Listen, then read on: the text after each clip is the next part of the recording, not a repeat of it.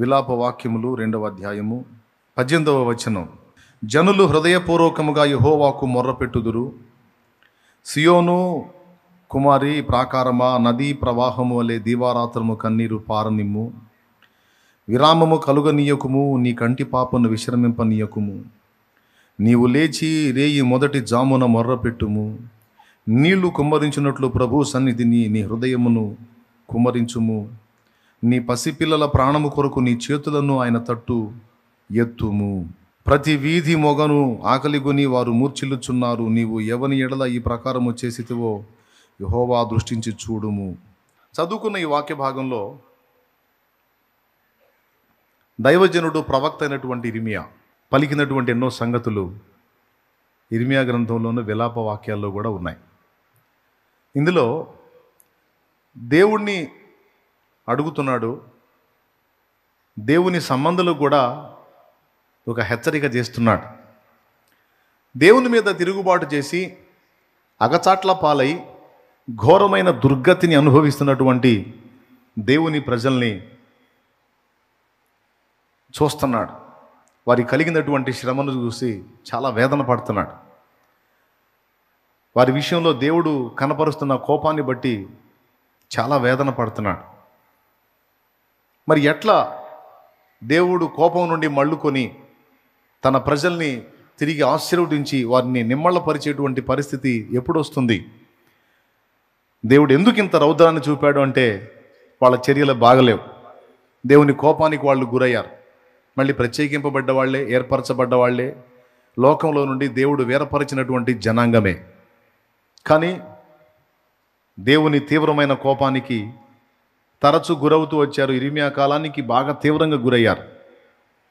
వారికి కలిగినటువంటి శ్రమను విలాప వాక్యాలు ఆయన వర్ణిస్తున్నాడు. ఎంత ఘోరమైన దుర్గతి అంటే నిజంగా దేవునికి సంతోషం కలిగితే ఆకాశాన్ని ఎత్తుతాడు, ఆకాశం అంత ఎత్తుతాడు. కోపం వస్తే అధపాతాళానికి తొక్కుతాడు అన్నది నిజంగా ఎంత నిజం అనిపిస్తుంది. ఏంటి, దేవునికి మనం సంతోషం కలిగిస్తే ఆకాశానికి ఎత్తుతాడు, చీదర పుట్టిస్తే ఓర్చుకుంటాడు. ఎంతకీ మార్పు కనబడకపోతే అధపాతాళానికి తొక్కుతాడు అన్నది కూడా అంతే నిజం. ఎందుకంటే మనం మన చేతుల్లో లేము, మరి ఎవరి చేతుల్లోనో లేము. మనం ఆయన చేతుల్లో ఉన్నాం. ఎవరి చేతుల్లో ఉన్నాం? దేవుని చేతుల్లో ఉన్నాం. కుండ ఎంత అందంగా ఉన్నా, ఎంత గ్లామరస్గా ఉన్నా, ఎంత డిజైన్లతో ఉన్నా కుండ ఎవరి చేతిలో ఉంటుంది? కొమ్మరి చేతిలో ఉంటుంది. నేను చాలా అందమైన కుండని, నా మీద ఎంత నక్షీ పని చేశారో అని కుండ ఎన్ని మెలికలు తిరిగినా కుమ్మరికి చిరాకు వచ్చిందంటే ఒక్క తన్నుదంతే అది ఎన్ని ఒక్కలైద్దో కూడా మనకు తెలియదు, ఎన్ని చెక్కలైద్దో మనకు తెలియదు. సో ఆయన పరమ కుమ్మరి. మనం ఆయన సారె మీద చేసినటువంటి చేతి పని అయినటువంటి మట్టి పాత్రలం, మట్టి ఘటాలం. ఘటం అంటే కుండ, వట్టి ఘటాలం. ఇక్కడ వీళ్ళ గతిని చూసినప్పుడు సింపుల్గా ఒక మాటలో చెప్పాలంటే, స్తన్యమిచ్చి పాలిచ్చి పెంచినటువంటి తల్లి తన బిడ్డను ఆకలికి తాళలేక తినేసినంత కరువు అంటే ఎంత దుర్భరమో ఊహించండి. తల్లులు పిల్లల్ని వండుకు తిన్న దుర్ఘటన, దాన్ని ఆ ఒక్క మాట చాలు మీకు. దేవుని ప్రచండమైన రౌద్రం, కోపం మనల్ని ఎంత తీవ్రమైన పరిస్థితికి తీసుకెళ్ళిద్దో. అంటే దేవుడు అంత కాఠిన్యం వహించాడా? నో. దేవుడు అంత శిక్షించాడా? అంతగా వాళ్ళ మీద తీర్పు తీర్చాడా? వాళ్ళంతగా బాధ పెట్టాడా? నో. దేవుడు చేసింది ఒకటే, వాళ్ళకి చేస్తూ వచ్చినటువంటి సహాయాన్ని, వాళ్ళకి ఇస్తూ వచ్చినటువంటి ఆదరణని బ్రేక్ చేశాడు అంతే. ఆ గతి పట్టింది. ప్రత్యేకంగా నీకేదో చేసి నీ మీద పగ తీర్చుకోవటం ఏమి ఉండదు. దేవుడు నీ దగ్గర, నా దగ్గర దేవునికి అభ్యంతరకరమైన విషయాలు కొనసాగుతూ ఉంటే, మారు మనస్సు అనేది మనలో రాకపోయి ఉంటే ఆయన ఏం లేదు, ఆయన కాపుదలు తీసేస్తాడు. ఆయన మనల్ని ఆదరించడం అనేది పక్కన పెడతాడు. ఇంక అర్థమైపోయింది మన బతికేందో మనకి. కృప చూపే దేవుడు ముఖం తిప్పుకున్నాడంటే ఇక మన గతి చెప్పనసఖ్యం. ఇక మనం శత్రు చేతికి చిక్కుతాం, చిత్రవద చేయబడతాం. సో వాళ్ళ గతి అలాగ అయిపోయింది. అయితే ఈ పరిస్థితి నుంచి బయటపడటానికి ఒక సలహా పరిశుద్ధాత్మ దేవుడు భక్తుని నోట పలికిస్తున్నాడు. ఆ సలహానే ఇప్పుడు మనం చదువుకున్నటువంటి వచనం. సియోను కుమారి ప్రాకారమా, నదీ ప్రవాహం వలె దీవారాత్రము కన్నీరు పారనిమ్ము. విరామము కలుగనీయకుము, నీ కంటి పాపను విశ్రమింపనీయకుము. నీవు లేచి రెయ్యి మొదటి జామున మొర్రపెట్టుము. నీళ్లు కుమ్మరించున్నట్లు ప్రభు సన్నిధిని నీ హృదయమును కుమ్మరించుము. నీ పసిపిల్లల ప్రాణము కొరకు నీ చేతులను ఆయన తట్టు ఎత్తుము అని ప్రార్థించేటువంటి సంగతిని మాట్లాడుతున్నాడు. బాగా వినండి. ప్రార్థించమని ప్రోత్సహిస్తున్నాడు, మొర్ర పెట్టమని మాట్లాడుతున్నాడు. అది కూడా ఎలా అంటే కన్నీళ్లు ప్రవాహం వలె కన్నీళ్లు రానిమ్మన్నాడు. రెండవది నీళ్లు కుమ్మరించినట్లు దేవుని సన్నిధిని నీ హృదయం అంతా కుమ్మరించు అన్నాడు. మొదటిది కన్నీరు ప్రవాహం వలె దేవుని సన్నిధిని నీ హృదయాన్ని కుమ్మరించు. మూడవది ఏంటంటే రెయ్యి మొదటి జామున లేచి మొర్ర పెట్టమంటున్నాడు. ఒకటి కన్నీరు ప్రవాహం వలె కారనివ్వు. రెండు నీళ్లు కుమ్మరించినట్టు హృదయాన్ని కుమ్మరించు. మూడు రెయ్యి మొదటి జామున లేచి మొర్ర పెట్టు.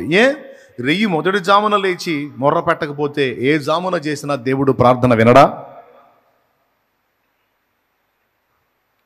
ప్రార్థించమని పిలుస్తున్నాడు. దేవునికి మొర్రపెట్టు, దేవుణ్ణి వేడుకో, దేవుణ్ణి రిక్వెస్ట్ చేయి, దేవుని అర్థించమని పిలుపునిస్తున్నాడు దైవజనుడు పరిశుద్ధాత్మ ప్రేరణలో. అందులో మూడు సంగతులు మాట్లాడాడు. ఒకటి కన్నీటి ప్రార్థన చెయ్యి. రెండవది నీళ్లు కుమ్మరించినట్టు నీ పూర్ణ హృదయం అక్కడ కుమ్మరించు దేవుని సన్నిధిని. మూడవది రెయ్యి మొదటి జామున లేచి మొర్రపెట్టు అన్నాడు. పర్టికులర్ టైం చెప్తున్నాడు. ఒక ప్రత్యేకమైన సమయాన్ని చెప్తున్నావు. ఆ సమయంలో ప్రార్థన చేస్తేనే దేవుడు వింటాడా? మరో సమయంలో చేస్తే వినడా? వింటాడు. ఎప్పుడు చేసినా వింటాడు. ప్రార్థన ఎలా చేసినా వింటాడు. ఎందుకంటే మనం ప్రార్థించాలని ఆయన కోరుతున్నాడు, మనం ఆయనతో మాట్లాడాలి, మనం ఆయనతో వ్యవహరించాలని ఆయన ఇష్టపడుతున్నాడు. కాబట్టి ఇబ్బంది లేదు.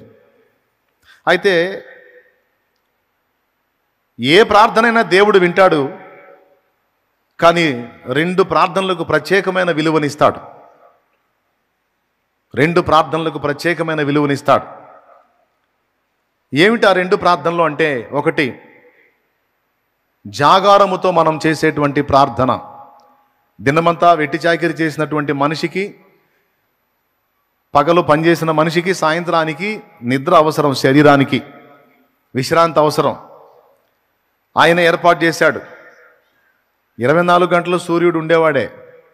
24 గంటలు మనం పనిచేస్తామని తెలుసు, అలా చేసి పెందలాడిపోతామని తెలుసు. అందుకే సగం పగలు సగం రాత్రి. దేవునికి స్తోత్రం. ఎందుకంటే మట్టి దేహాలు కదా. మహిమ శరీరం వచ్చినప్పుడు ఇక రాత్రితో పని లేదు. ఇక ఎప్పుడు పగలున్నా ఇబ్బంది లేదు, ఎందుకంటే గ్లోరియస్ బాడీస్ కాబట్టి ప్రాబ్లం ఉండదు, మహిమ శరీరాలు కాబట్టి. ఇప్పుడు మట్టి దేహాలు కాబట్టి కొన్ని గంటలు వర్క్ చేసినాయి అంటే కొన్ని గంటలు రెస్ట్లోకి వెళ్ళాలి. సో శరీరం విశ్రాంతి పొంది మళ్ళా రేపటికి పని చేయడానికి రెడీ కావాలి అంటే ఈరోజు విశ్రాంతి పొందాలి. అవునా కాదా? రైట్. ఒకవేళ ఈరోజు కూడా మనం విశ్రాంతి తీసుకోకుండా మేల్కొనే ఉంటే రేపటికి బడలికకు గురవుతాం, బలహీనతకు గురవుతాం, శక్తి సరిపోదు. అయినా సరే ఒక వ్యక్తి నిద్ర మానుకొని, నిద్ర మేల్కొని, నాకు ఇప్పుడు నిద్ర కాదు, నా శరీరానికి విశ్రాంతి కాదు, నా హృదయానికి ఆవేదన ఉంది, నాకు ఇప్పుడు నిద్ర రాదు, నిద్ర పట్టదు, నా పరిస్థితి బాగలేదు, కాబట్టి ఇప్పుడు నాకు నిద్ర అవసరత కాదు, లేకపోతే మరింకేదో కాదు, నాకు ఇప్పుడు దేవుడు అవసరం. హల్లెలూయా. రెండవది ఉపవాసించి ప్రార్థించటం. ఆహారం మానుకొని మనం దేవుని పాదాల చెంత, తిండి మానుకొని మనం దేవునికి మొర్ర పెట్టడం త్యాగంతో కూడిన పని. నిద్ర మానుకొని దేవుని సన్నిధిని కనిపెట్టడం త్యాగంతో కూడిన పని. మరి మన శరీరం జీవించాలి అంటే, ఏ రోజుకు ఆ రోజు శక్తి పొంది పని చేయాలి అంటే రోజుకు కనీసం 3 మారు ఆహారం అవసరం. ఆ ఆహారం తిని దానివల్ల వచ్చేటువంటి శక్తితో మనం పని చేస్తాం.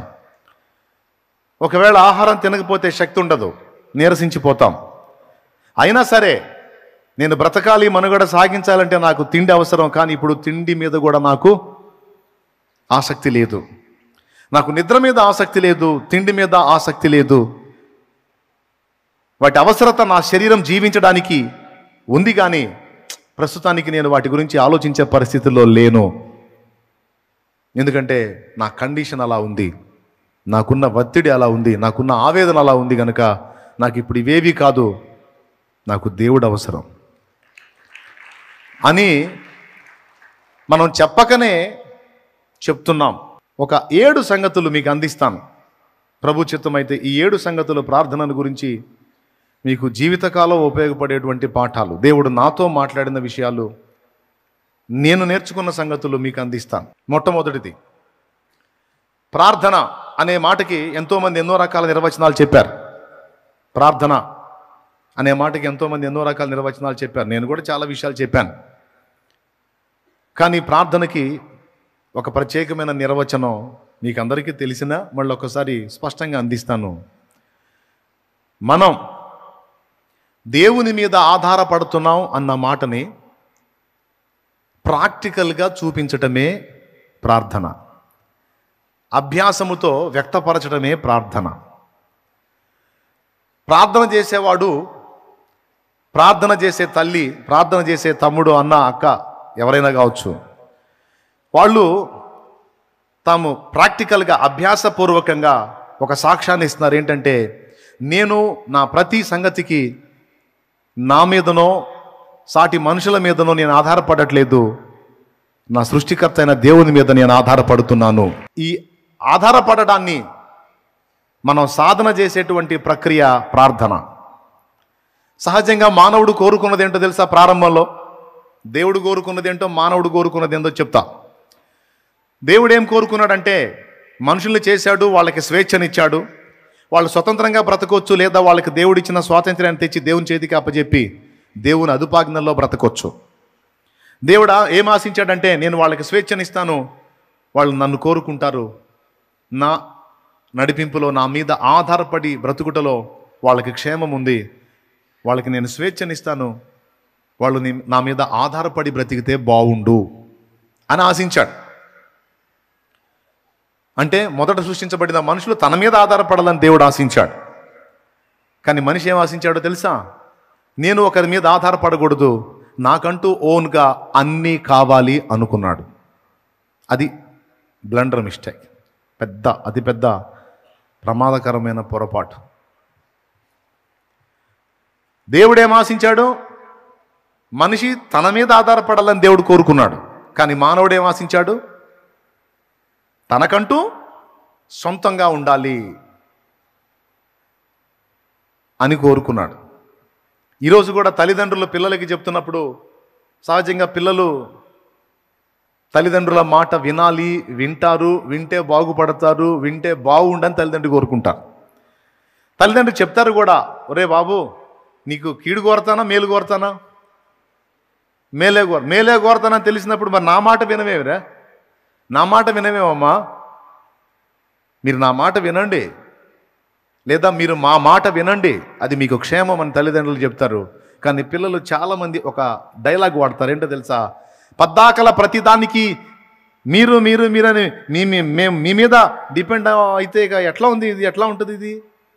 ఇక మాకంటూ సొంత ఇష్టాలు, ఆశలు, ఆలోచనలు, కోరికలు ఏం ఉండవా? ప్రతిదానికి మీకు చెప్పాలి, మీరు చెప్పినట్టు చేయాలి, మీరు చెప్పినట్టు వినాలి. ఏంటి ఇది? ఇది ఒక నియంతృత్వం లాగా ఉంది, కానీ ఇది ఏమన్నా ఉందా?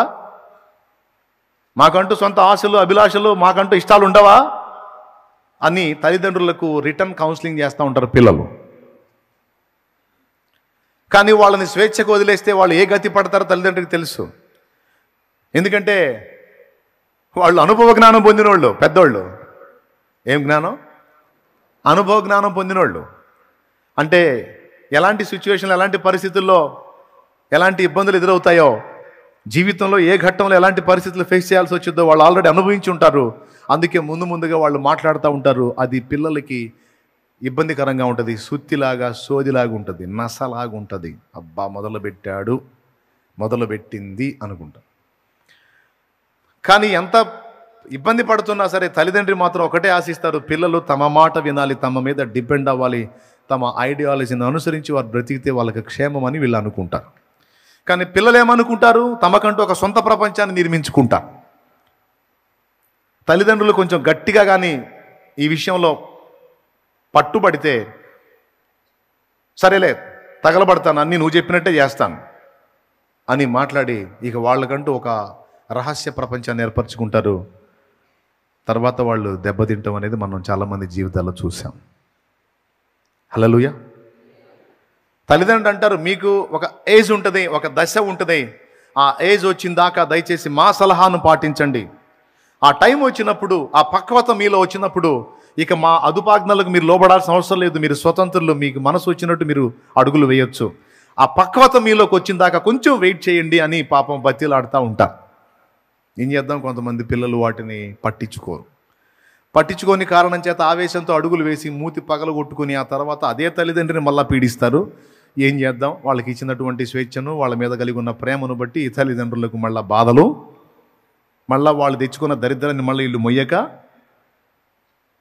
వాళ్ళు తగిలించుకున్న ఉచ్చులను మళ్ళీ వీళ్ళు కష్టపడి అవసరమైతే వీళ్ళ బతుకుల్ని త్యాగం చేసినా వాటిని తొలగించక తప్పదు. అంటే ఆదాం హవ్వల విషయంలో దేవుడు అంతే చేశాడు. అందుకని చెప్తున్నాను నేను. సో దేవుడు ఏం ఆశించాడు చెప్పండి? మనుషుడు తన మీద ఆధారపడాలి, అది వానికి క్షేమం అని కోరుకున్నాడు ఒక తండ్రిగా. కానీ మానవుడేమో అనుకున్నాడు, ముఖ్యంగా హవ్వ, సర్పములో సాతాను ప్రవేశించి హవ్వను శోధించినప్పుడు వాడు ఏ పాయింట్లో శోధించాడో తెలుసా? అతని మీద నువ్వు ఆధారపడేదేంటి?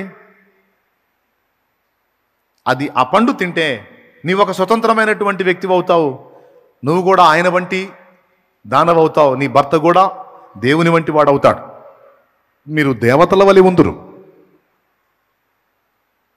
మీ కళ్ళు తెరవబడతాయి, మీకు సొంత జ్ఞానం వచ్చేస్తుంది, ఇక ప్రతిదానికి దేవుడు దేవుడు దేవుడు అనాల్సిన అవసరం లేదు. ఓన్ లైఫ్, స్వతంత్ర జీవితం, సొంత జీవితం సూపర్గా ఉంటుంది అన్నాడు. సో అక్కడ మనస్సు ఎటు లాగిందో మీకు తెలుసు, మనిషి బుద్ధి ఎటు మారిందో తెలుసు. దేవుని మీద ఆధారపడటం అనేది ఇష్టం లేదన్నది అక్కడ వ్యక్తమైంది. తమంతట తాము సొంత జ్ఞానులు అయి ఉండాలి, సొంతంగా తమ లైఫ్ని తాము డిజైన్ చేసుకోవాలనే ఆలోచన మొదటి ఇద్దరిలో వ్యక్తమైంది. తర్వాత అదే బ్లడ్ పంచుకొని పుట్టిన మనందరికీ ఆ జాడ్యం అంటింది. పారంపర్యంగా ఆస్తులు కలిసి వచ్చినట్టు, పారంపర్యంగా రోగాలు వచ్చినట్టు, పారంపర్యంగా ఈ స్వతంత్ర జీవితం, ఓన్ లైఫ్, సొంత జీవితం, నా ఇష్టం అనే నైజం అందరికీ వచ్చింది. ఎంతమంది ఒప్పుకుంటారు? రైట్. ఇప్పుడు యేసు ప్రభుని గుర్తెరగక ముందు మనం ఆ మెట్లో ఉన్నాం. ఎవరన్నా కదిలిస్తే నా ఇష్టం ఏంది అంటాం. ఆఖరికి ఇంట్లో వాళ్ళు కదిలిస్తే నా ఇష్టం ఏంది, కాదురా ఏం నీ ఇష్టం నీ ఇష్టం అంటే ఇక మరి మేము ఉంటే ఏం చేస్తారు? చేయండి, నా ఇష్టం అంతే. ఆడపిల్లలు కూడా అంతే, నా ఇష్టం. ఫ్యామిలీలో ఇక అందరూ డైలాగ్ ఇదే తెలుసు కదా. కొంతమంది భార్యలు భర్త, అమ్మాయి ఇది కరెక్ట్ కాదు, నా ఇష్టం, ఇష్టమైతే ఉంటా లేదా వెళ్ళిపోతా, అట్లా అంతే, నా ఇష్టం. ఒక్కొక్క భర్తకు భార్య చెప్పబోయింది, ఏమయ్యా అట్లా కరెక్ట్ కాదేమంటే, అదే నా ఇష్టం, ఇస్తా ఒకటే అంటాడు. ఇది ఇంకా దారుణంగా ఉంటుంది అని తెలుసు కదా. ఈ నా ఇష్టం అనే డైలాగ్ అందరి నోట్లో ఉంటుంది కదా. పబ్లిక్లో అదే డైలాగ్, హౌస్లో అదే డైలాగ్. ఇలాంటి అలవాట్లలో పెరిగాం. ఎప్పుడైతే యేసు ప్రభులోనికి వచ్చామో, యేసు ప్రభుని తెలుసుకున్నామో, మనకు ఒకటి స్పష్టంగా అర్థమైంది. ఏమర్థం తెలుసా? మన సొంతంగా మనం అన్నీ రీచ్ అవ్వలేము, ముఖ్యంగా పరలోకాన్ని చేరలేము. మనమంటూ దేవుని రాజ్యానికి చేరాలంటే మనకు ఒక వ్యక్తి అవసరం అన్న సంగతి మనకు అర్థమైంది. మనకు ఒక పర్సన్ అవసరం. ఇప్పుడు మనందరం నిత్య జీవార్థమై ఆయన ఆశ్రయించాం. అవునా? ఎవరిని ఆశ్రయించాం? యేసుక్రీస్తుని ఆశ్రయించాం. ఎవరి కోసం ఆశ్రయించాం? మన కోసం. ఏం ఆశించి ఆశ్రయించాం? యుగయుగాలు సృష్టికర్త అయిన దేవునితో ఉండాలని ఆశించి డైరెక్ట్గా మరి అక్కడికి పోవటానికి మనకి లైసెన్సులు లేవుగా, అంతా తేడానే. కాబట్టి ఇప్పుడు ఆయన మన పాపముల కొరకు, మన అతిక్రమముల నిమిత్తం గాయపరచబడి శ్రమ నుండి మనకు విమోచన ఇచ్చాడు కనుక ఇప్పుడు ఆయనను పట్టుకొని మనం వెళ్ళొచ్చు. సో ఇప్పుడు మనకు ఒక వ్యక్తి అవసరమయ్యాడు అన్నది క్రీస్తులో మనకు అర్థమైంది. అవునా? ప్రభులో మనకు అర్థమైంది. దాంతోపాటు ఇంకొకటి కూడా అర్థమైంది. పరలోకంలోనికి చేరడానికి, నరకాగ్ని తప్పించుకోవడానికి, దేవునితో యుగయుగాల జీవితానికి మాత్రమే కాదు, ఈ భూమి మీద జీవించిన జీవిత కాలంలో మన శరీరానికి కానీ ఆత్మకు కానీ ఏర్పడేటువంటి సమస్యలకు పరిష్కారం కూడా దేవుని దగ్గరే ఉంది. అన్నిటికీ మనం దేవుని మీదే ఆధారపడాలి. Praise the lord. సో ఒక వ్యక్తి మీద ఆధారపడి బ్రతకడం అనేది భూమి మీదనే మనకు శిక్షణము, ట్రైనింగ్ పొందడం లాంటిది, అభ్యాసం చేసుకోవడం లాంటిదే ప్రార్థన. ఎందుకంటే వినండి, ఈరోజు ఇంతమంది ఉన్నాం, మనకి బోల్డంతమంది ఫ్యామిలీ మెంబర్స్ ఉన్నారు, కుటుంబ సభ్యులు. కొన్ని కుటుంబాల్లో 6 ఉన్నారు, 7 ఉన్నారు, 8 మంది ఉన్నారు, 4 ఉన్నారు. కొన్ని ఫ్యామిలీస్లో పెద్ద కుటుంబాలు ఉన్నాయి, చిన్న కుటుంబాలు ఉన్నాయి. కొన్ని కుటుంబాలకు 20-30 మంది కూడా ఉన్నారు. అయితే ఒక్క మాట గుర్తుపెట్టుకుని, నువ్వు స్త్రీవైనా పురుషుడివైనా, ఎంతమంది ఉన్నా, ఎన్ని అనుబంధాలు ఉన్నా, ఒక రోజు వస్తుంది, ఆ రోజు నువ్వు సింగిల్గానే ప్రయాణం అవ్వాల్సి ఉంటుంది. నీకు భయమైనా తప్పదు, నీకు వేదనైనా తప్పదు, నీకు ఇష్టం లేకపోయినా తప్పదు. నీ వారిని నువ్వు విడవాల్సిన రోజు ఒక రోజు ఉంటుంది. నువ్వు సింగిల్గా నిలబడిపోయే రోజు ఒక రోజు వస్తుంది. అంటే భూమి మీద అందరూ విడిపోయి నేను సింగిల్గా బ్రతుకుతానా అని కాదు, పోయేటప్పుడు వస్తుంది ఆ రోజు.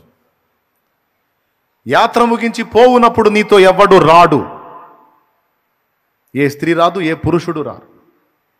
నువ్వు కన్నవారు రారు, కట్టుకున్నోళ్ళు రారు, నిన్ను కన్నోళ్ళు కూడా రారు. సింగిల్ పర్సన్ నువ్వు, అంతే. ఇది ఒక నగ్న సత్యం. ఇప్పుడు బాగా లోకపు మత్తులో ఉన్న వాళ్ళకి ఇదంతగా నప్పదు, కానీ నిజం ఇది. ఎంతమంది ఒప్పుకుంటారు? 100%, 100% నిజం. ఏనాటికైనా నీకు ఒంటరితనం తప్పదు. ఈరోజు నీ చుట్టూ డజన మంది ఉండొచ్చు, ఒకరోజు వచ్చింది నువ్వు ఒక్కతవే ఉంటావు, నువ్వు ఒక్కడివే ఉంటావు. ఆనాడు నీ పక్కన నిలబడేది ఏ నరుడు కాదు కానీ యేసయ్య ఒక్కడే. ఎవరు? యేసయ్య ఒక్కడే. ఈ లోకాన్ని నువ్వు వదిలిపెట్టిన తర్వాత నీ ప్రక్కకు చేరతాడు యేసయ్య. చేరిన తర్వాత ఎంతకాలం నీతో ఉంటాడంటే, ఇక అంతము లేని రాజ్యంలో యుగయుగాలు ఆయన నీతోనే ఉంటాడు. ఆయన నీ నుంచి విడిపోడు. అది ఎప్పుడో చచ్చిపోయాక చూద్దాంలే అని మీరు అంటారేమో. భూమి మీద బతికుండగానే ఆయన కంటికి మరుగై, మన కళ్ళకి ఆయన మరుగై ఉండగానే మనం ఆయనతో సహవాసం చేయటం, ఆయనతో మాట్లాడటం, ఆయనతో సంభాషించటం, ఆయన మీద డిపెండ్ అయి నడవటం అనేది అభ్యాసం చేయడాన్నే ప్రార్థన అన్నారు. దేవునికి స్తోత్రం. ప్రార్థన చేసేవాడు, ప్రార్థనకు ఆసక్తి చూపేవాడు, ప్రార్థన ఎడల తృష్ణ కలిగిన వాడు, దేవుని మీద నేను ఆధారపడటం నేర్చుకుంటున్నాను, దేవుని మీద ఆధారపడి బ్రతకడాన్ని నేను సాధన చేస్తున్నాను. ఎందుకంటే ఏ విషయంలో కూడా నా అంతటా నేను అన్ని డీల్ చేసుకోలేను. ఒకప్పుడు నేను నా ఇష్టమని కోరుకొని దరిద్రాన్ని తెచ్చిపెట్టారు మానవులు, ఆది మానవులు ఇద్దరు. అయితే ఇప్పుడు నేను కాదు, నా ఇష్టం కాదు, నా సమస్తము ఆయన మీద ఆధారపడి ఆయన ఇష్ట ప్రకారం బ్రతకడానికి నన్ను నేను అప్పగించుకోవడాన్ని సాధన చేస్తున్నాను. అందులో మొదటి అడుగు ప్రార్థన. స్పష్టంగా అర్థమైతే నువ్వు అలా స్పందించు. అర్థం కాకుండా అయిపోయిందా అన్నట్టుగా అట్లా చేయొద్దు. ఎంతమందికి అర్థమైంది? ఏం అర్థమైంది? నీ మొహం అర్థమైంది, అంతేనా? ఏమర్థమైంది? దేవుని మీద ఆధారపడడాన్ని సాధన చేయటం. ప్రార్థన చేసేవాడు ఏం ప్రాక్టీస్ చేస్తున్నాడు తెలుసా? దేవుని మీద ఆధారపడడాన్ని నేర్చుకుంటున్నాడు. అంటే ప్రార్థన చెయ్యనోడు దేవుని మీద ఆధారపడటం, దేవుని మీద ఆధారపడి జీవించటం అనేదాన్ని సాధన చేయటల్లా. అంటే దేవుని అవసరత నాకు లేదన్నట్టు బతుకుతున్నాడు. అంటే దేవుని అవసరత నాకు లేదు అంటే నా అంతటా నేను బ్రతకగలను, చరించగలను, ఏమైనా చేయగలను నా అంతటా నేనని తన మీద తనకి బాగా నమ్మకం ఉన్నవాడే కదా ఆయన మీద ఆధారపడాడు. కాబట్టి ప్రార్థనను నిర్లక్ష్యం చేసే వ్యక్తి తన మీద తను ఆధారపడుతున్నాడు. ప్రార్థన ద్వారా ప్రభువుని సమీపించే వ్యక్తి ప్రతి విషయానికి నేను కాదు నా దేవుడే నాకు సహాయకుడని ప్రభు మీద ఆధారపడడాన్ని సాధన చేస్తున్నాడు. ఓకే, పాయింట్ నెంబర్ 1 మీకు తెలియజేయాలనుకున్నాను నేను ఈ విషయాలన్నిటినీ. రెండో సంగతి ఏం చెప్పాను? మొదటి సంగతే రెండో సంగతి అయింది. ఇప్పుడు ప్రార్థన చేసేటువంటి వ్యక్తి సహజంగా నిద్రపోయి ఆహారం తిని ప్రార్థన చేయటం మామూలు విషయమే. కానీ తిండి నిద్ర కూడా మానుకొని, ఈరోజు లోకమంతా హాయిగా నిద్రపోతుంది ఈ టయాన. చలికి మంచిగా ఫుడ్ తిని కాసేపు సెల్ ఫోన్ చూసేవాడు చూసి దుప్పటి ముసుగు దాన్ని వెచ్చగా వండుకొని ఉంటారు నాకు తెలిసి. ఎక్కడోళ్ళు అక్కడ. ఇక్కడికి వచ్చి కూడా కొంతమంది వేసుంటారు, పడకలు వేసుంటారు. ఒకటి బాధి లేపండి ఎవరన్నా అట్లా వండుకొని ఉంటే.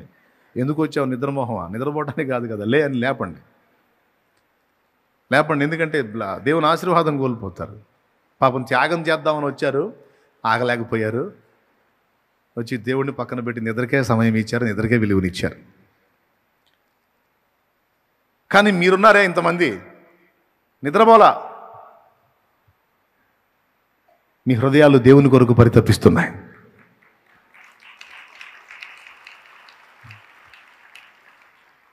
ఎందుకని మీకు ఈ పరిస్థితి? లోకమంతా హాయిగా నిద్రపోతుంది. మీతో కూడా వచ్చిన వాళ్ళు అక్కడక్కడ పడకలేసి నిద్రపోయి ఉంటారు. కానీ మీరు మాత్రం నిద్ర మానుకొని దేవుని సన్నిధిని కాచుకున్నారు. అంటే మీరు ఒక సంకేతాన్ని ఇస్తున్నారు దేవునికి. దేవా, ప్రజెంట్ నేను ఎదుర్కొంటున్నటువంటి పరిస్థితుల్లో ఇదిగో నిద్ర కూడా పట్టట్లేదు నాకు. ప్రజెంట్ సిచ్యువేషన్లో నీ అవసరత నాకు చాలా ఉంది దేవా. నువ్వు జోక్యం చేసుకోకపోతే మాత్రం నా వల్ల కాదు. నువ్వు హాయిగా తిని నిద్రపోతా ప్రార్థన చేస్తే అది కామన్ విషయం. ఓకే, రాసుకుంటాడు, అది కూడా దృష్టిలో పెట్టుకుంటాడు. కానీ తిండి నిద్ర కూడా పక్కన పెట్టి నువ్వు దేవుని వైపు చూసావంటే నువ్వు ఒక సంకేతాన్ని ఇస్తున్న దేవునికి. మామూలు విషయాలైతే నేను అంతగా పట్టించుకోను, నిన్ను అంతగా ఇబ్బంది పెట్టను. కానీ ఇప్పుడు నా పరిస్థితి అస్సలు బాగలేదు. నాకు ఈ పరిస్థితుల్లో నీవే సహాయం తండ్రి. దయచేసి ఇదిగో నాకు తిండి పట్టట్లా, నిద్ర పట్టట్లా, కొంచెం నన్ను కనిపెట్టు. నీ అవసరత నాకుంది, నాకు సహాయం చేయి అని ఒక చక్కని సంకేతాన్ని మనం దేవునికి పంపిస్తున్నట్టు రుజువిది. అందుకే ప్రార్థన చేయండి. కొన్ని మొండివి మిమ్మల్ని పీడిస్తుంటే దాని విషయంలో దేవుని అవసరత నీకు ఇంకా ఎక్కువ ఉన్నట్టు గుర్తించి ఉపవసించి ప్రార్థించు అన్నాడు యేసయ్య. ఇది మార్కు సువార్త 9వ అధ్యాయంలో ఒక దురాత్మను గురించి మాట్లాడేటప్పుడు ఈ ప్రస్తావన తీసుకొచ్చాడు ఆయన. శిష్యులు దయ్యాన్ని వెళ్ళగొట్టలేకపోయారు. యేసు ప్రభు వచ్చి ఒక మాట గద్దించగానే దయ్యం వాడిని పడద్రోసి విలవెల్లాడించి వెళ్ళిపోయింది. ఆయన వారిని గద్దించాడు. విశ్వాసం లేని తరం వాళ్ళ ఎంతకాలం మీతో ఉంటాను, ఎంతకాలం మిమ్మల్ని సహిస్తాను, ఏంటి మీరని కోపడ్డాడు. కోపడి ఆ చిన్నవాడికి పట్టిన దయ్యాన్ని వెళ్ళగొట్టిన తర్వాత ఆయన ప్రశాంతంగా ఉన్నప్పుడు శిష్యులు ఆయన దగ్గరికి చేరి, ప్రభువా, మేమెందుకు ఆ దయ్యాన్ని వెళ్ళగొట్టలేకపోయాం?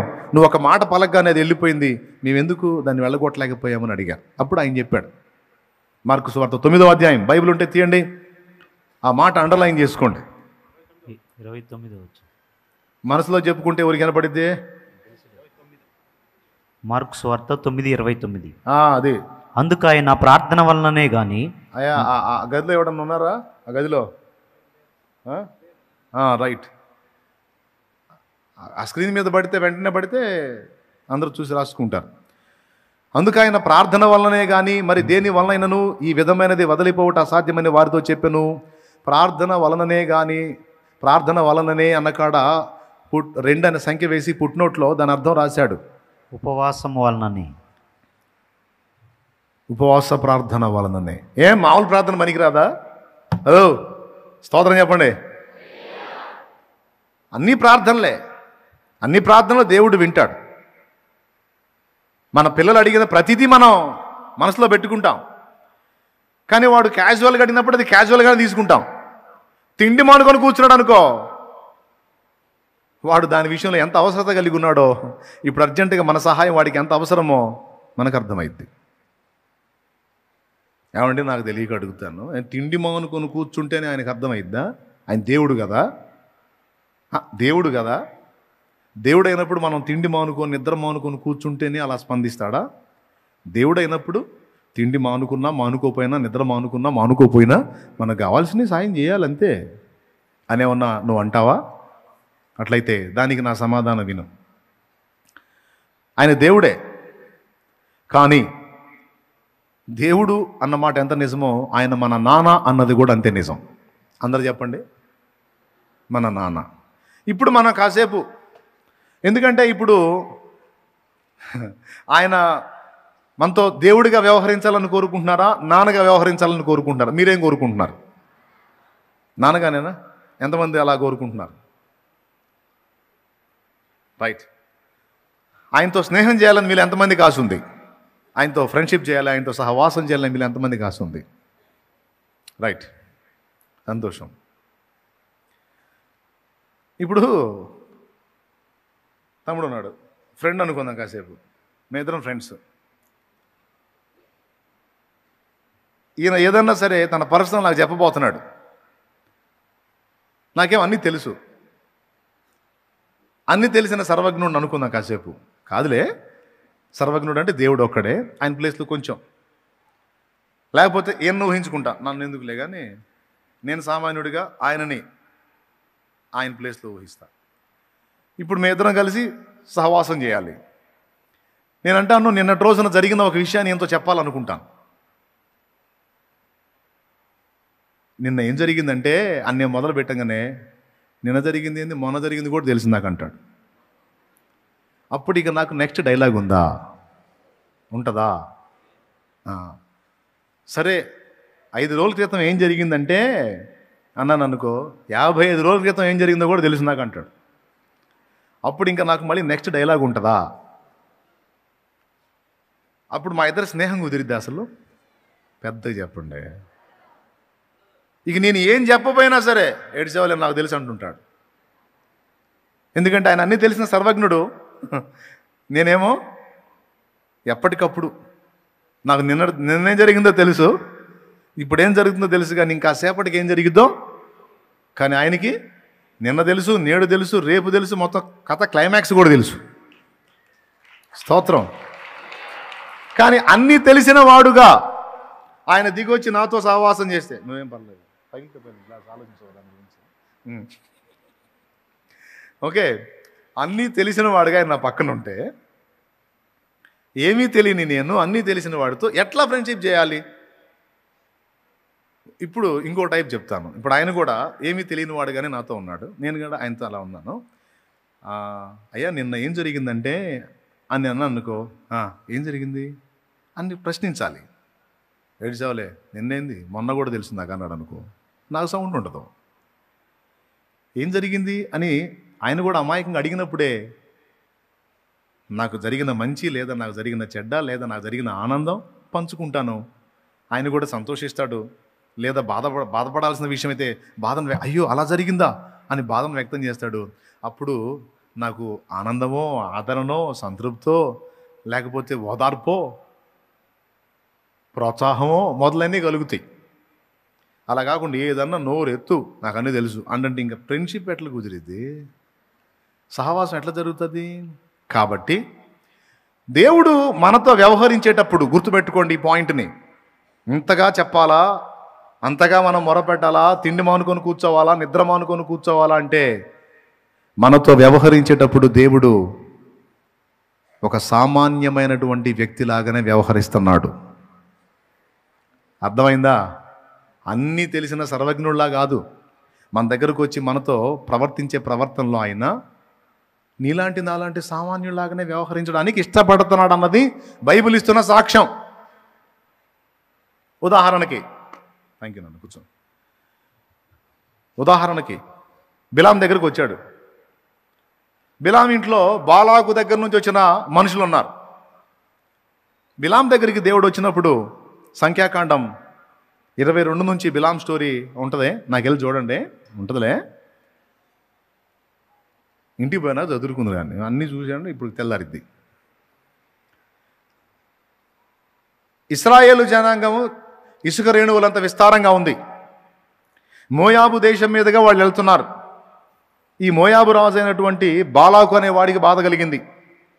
ఈ గుంపు ఎక్కడి గుంపు రా నాయన, ఇంత పెద్ద గుంపు వచ్చింది, వాళ్ళు ఏమన్నారంటే మమ్మల్ని సమాధానంగా దాటిపోనియండి, మీకు హాని కలిగించమన్నారు.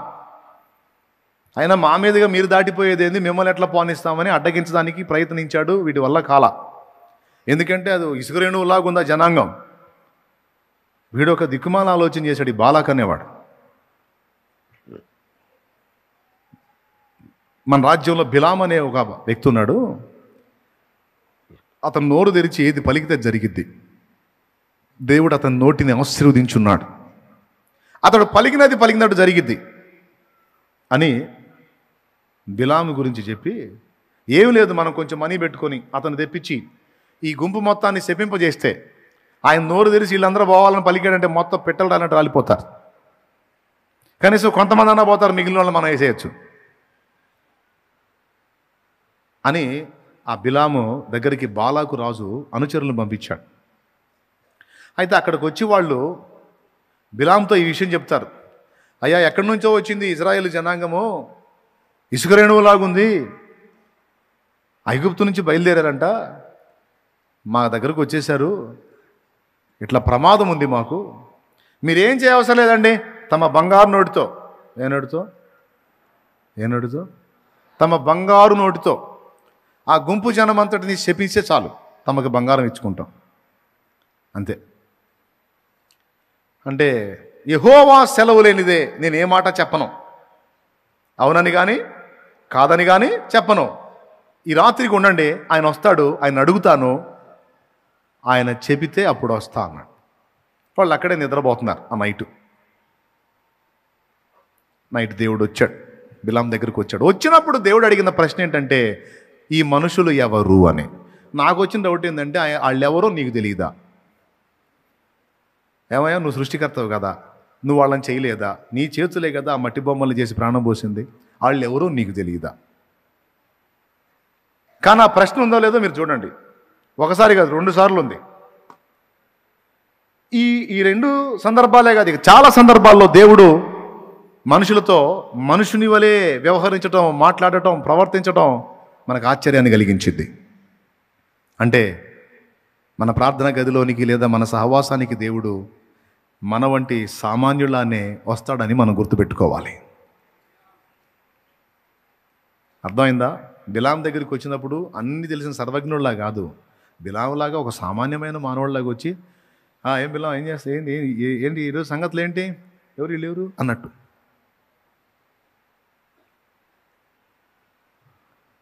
ఇప్పుడు బిలాం అడగాలి, ఏమన్నా వాళ్ళెవరో నీకు తెలియదా? నువ్వు దేవుడివి కదా, సర్వజ్ఞుడివి కదా, అన్ని తెలిసినోడివి కదా, నీకు తెలియదా అన్లా.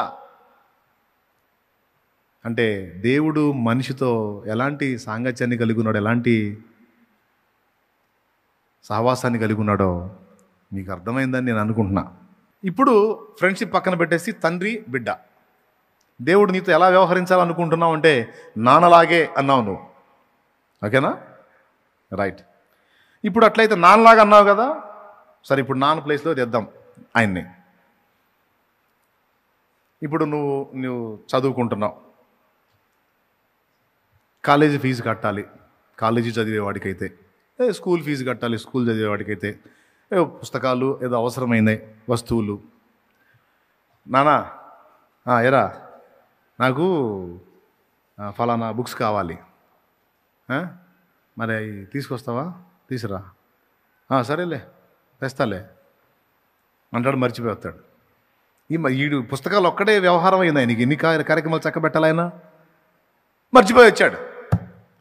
మళ్ళీ మరుసటి రోజు, నానా పుస్తకాలు లేమని చెప్పాగా, తేలేదేంది, తీసురా. విన్నపమే ఇది కూడా, ప్రార్థనే అది కూడా. కానీ ఎలా ఉంది అది? అందులో తీవ్రత లేదు, క్యాజువల్గా ఉంది, సహజంగా ఉంది. తెస్తాలేవా, నీకేం అన్ని ఆర్డర్లు చేస్తూ ఉంటావు, మాకు రావద్దు, తెస్తాంలే అని పోతాడు. మళ్ళీ సాయంత్రం వచ్చి వస్తాడు, నాన్న తేలేదా? ఇప్పుడు నాన్న అనేవాళ్ళు తక్కువ, డాడీ, ఓకే డాడీ, తప్పేం కాదులే, డాడీ తేలేదా? తీసుకురా డాడీ, సరేలే తల్లి తీసుకొస్తాలేమ్మా. అయిపోయింది. 3వ రోజు కూడా అయిపోయింది, ఆయన తేలా. ఎందుకు? తీవ్రత లేదు. తండ్రి ఫీలింగ్ ఏంటి? అంత ఇబ్బంది అయితే ఆమె రియాక్షను లేదా ఆయన రియాక్షను వేరుగా ఉంటుంది. అంత ప్రాబ్లం లేనట్టుందిలే, అది బిడ్డకి అంత పెయిన్ ఇవ్వట్లేదు, అంత ప్రెజర్ ఇవ్వట్లేదు, దాని విషయంలో అంత సమస్య ఏం కాదనిపిస్తుందిలే అని చూద్దాం చేద్దాం అంటాడు తండ్రి. మరి మీరు అంతే రియాక్ట్ అవుతారా? లేకపోతే అమ్మాయి నీ కుమార్తె లేదా నీ కొడుకు వచ్చి, డాడీ నాకు ఫలానా బుక్స్ కావాలంటే, అవునా ఇప్పుడే తక్షణమే పోయి తీసుకొస్తాను, ఎప్పుడన్నా పోయి తెచ్చా? కనీసం 3 సార్లు 4 సార్లు అడిగి ఎక్కువ శాతం తిండి మానుకున్నప్పుడే తీసుకొచ్చావు నువ్వు. స్తోత్రం. అవునా? ఇక 4 సార్లు అయిపోయిన తర్వాత అప్పటికి దానికి తీవ్ర రూపం దాలుస్తుంది వ్యవహారం. తల్లికి చెప్పిద్ది కూతురు, డాడీకి 4 రోజుల నుంచి చెప్తున్నా, రోజు తెస్తాను అంటున్నాడు, తేవట్లా. ఏడ్చావులే, ఈరోజు తీసుకొస్తాడు, రా ముందు తిను. ఏంటి తినేది? నేను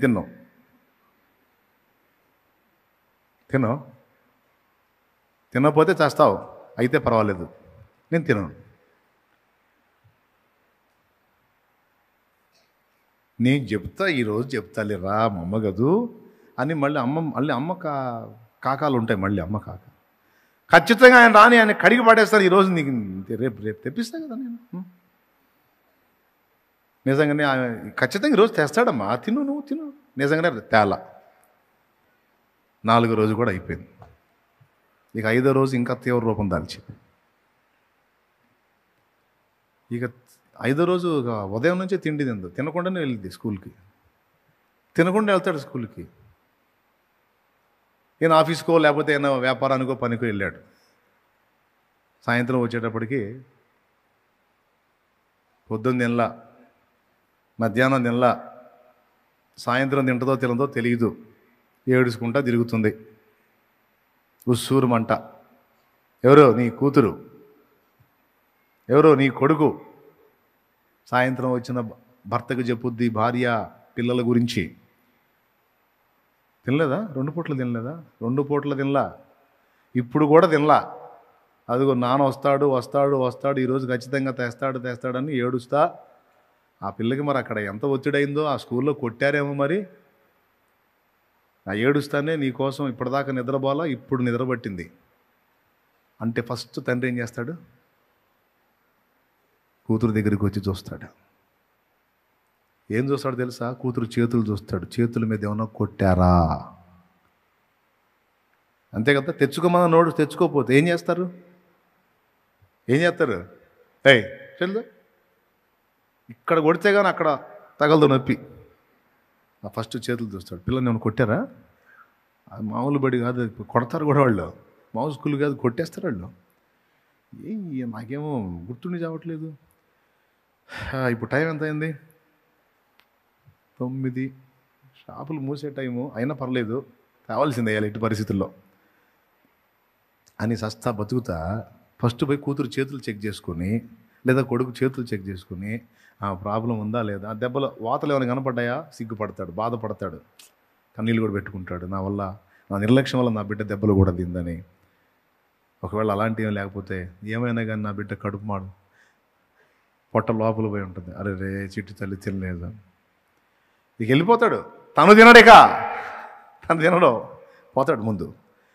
షాప్ అప్పుడే మూసేసి, సార్ కొంచెం వాడు మళ్ళీ చెప్పుకొని మూసేసిన షాప్ కూడా ఓపెన్ చేయించి, తన దగ్గర లేకపోతే ఫ్రెండ్ దగ్గర వేసారు డబ్బులు తీసుకొని తెచ్చిస్తాడు. ఎందుకు తెలుసా?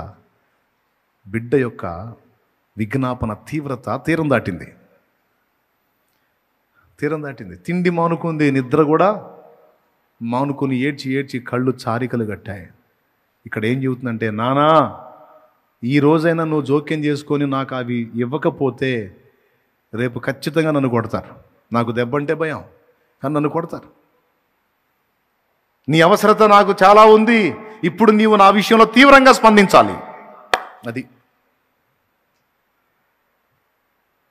ఇప్పుడు నువ్వే నాకు దిక్కు, ఇప్పుడు నువ్వు చేయబోయావంటే మాత్రం ఇక నాకు లేదు అవకాశం అని ఆ అవసరతలోని తీవ్రతను వ్యక్తపరచుట జాగారముతోనూ ఉపవాసముతోనూ చేసేటువంటి ప్రార్థన.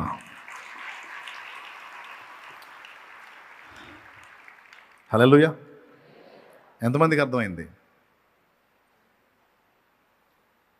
ఇప్పుడు చెప్పండి, దేవుడికి అన్నీ తెలుసు. మనం ఉపవాసం ఉంటేనే వింటాడా ఏంది, ఉండకపోతే వినడా ఏంది, నిద్ర కాసి చేస్తేనే వింటాడా ఏంది, నిద్ర కాయకుండా నిద్రపోతా చేస్తే వినడా? నీ కూతురు నిన్ను అడిగిన దానిలో ఎలాంటి తీవ్రత ఉందో అలాంటి తీవ్రతే నీ స్పందనలో ఉందా లేదా? నాకు ఒకటి చెప్పు, ఉందా లేదా? ఏందండి ఎవరు చెప్పరు? అంతేనన్నా అనరేందండి, అంతేగా. ఆమె తిండి మానుకున్నప్పుడు నీకు తిండి పట్టలా, ఆమె తింటా అడిగినప్పుడు నువ్వు కూడా తింటా సమాధానం చెప్పావు, తెద్దాంలే అన్నావు. తీసుకురా నాన్న, తెద్దాంలే అమ్మా. ఆమెదేంది, నువ్వు తింటానే అన్నావు. ఆమె తిండి మానుకుంది, నువ్వు తినకుండా పరిగెత్తావు. తర్వాత తీసుకొచ్చి ఏమంటాడు తెలుసా? కూతురు నిద్ర లేపుతాడు. మా రే లేరా తల్లి, లే, ఇదిగో లే, తెచ్చాలే. కొట్టితే ఆ రోజు కూడా ఖాళీగానే వచ్చాడు, ఇంటికాడ ఆ పరిస్థితులు చూసిపోయి తీసుకొచ్చాడు. చూసావా ఈరోజు తెచ్చాను, ఖచ్చితంగా తెచ్చాను, చూసావా అంటే తెచ్చావని బిడ్డ సంతోషపడుతుంటే, తెచ్చాను రా, నా దగ్గర లేవు, ఫ్రెండ్ దగ్గర అడిగి తెచ్చా, మరి నీకంటే ఎక్కువ అయింది కదా, లే పకోడీ తెచ్చా, ఏంటి చికెన్ పకోడీ తెచ్చా, లేకపోతే బిర్యానీ తెచ్చా, రా తిందాందా అంటే ఆ చిన్నది కన్నీళ్ళు తుడుచుకుంటా వచ్చి ప్లేట్ ముందు కూర్చుంటే, ఆ బిడ్డ మొదటి ముద్ద తిన్నాక అప్పుడు పెట్టి నాకు అన్నం అంటాడు. ఓ ప్రేమ గల తండ్రి. ఒకవేళ ఈ భూలోకంలో తండ్రుల్లో కొంతమంది అలా ఉండొచ్చు, ఉండకపోవచ్చు. ఎందుకంటే వెంటనే కొంతమందికి వాళ్ళ తండ్రులు గుర్తొస్తారు. మా అయ్య అట్ట అంటోడు కాదు అన్నయ్య అని. మీ అయ్యకో దండం, నీకో దండం అమ్మ, నేను మీ అయ్య గురించి చెప్పట్లేదు. మన అందరి అయ్య ఒకడు ఉన్నాడు, ఆయన మాత్రం ఖచ్చితంగా అలానే స్పందిస్తాడని చెబుతున్నాను నేను. ప్రైజ్ ది లార్డ్, హల్లెలూయా. ఆయన అయితే ఖచ్చితంగా ఇలానే స్పందిస్తాడు. నేను పిలిస్తే పరుగున విచ్చేస్తారు, నేను స్తుతిస్తే నా ప్రార్థన ఆలకిస్తారు, నేను ఏడిస్తే లాలించి ఓదారుస్తారు. ఓ ఎంత గొప్ప ప్రేమ నా యేసుకి, ఓ ఎంత గొప్ప ప్రేమ నా యేసుకి. నేను పిలిస్తే పరుగున విచ్చేస్తారు, నేను స్తుతిస్తే నా ప్రార్థన ఆలకిస్తారు, నేను ఏడిస్తే లాలించి ఓదారుస్తారు. ఓ ఎంత గొప్ప ప్రేమ నా యేసుకి, ఓ ఎంత గొప్ప ప్రేమ నా యేసుకి.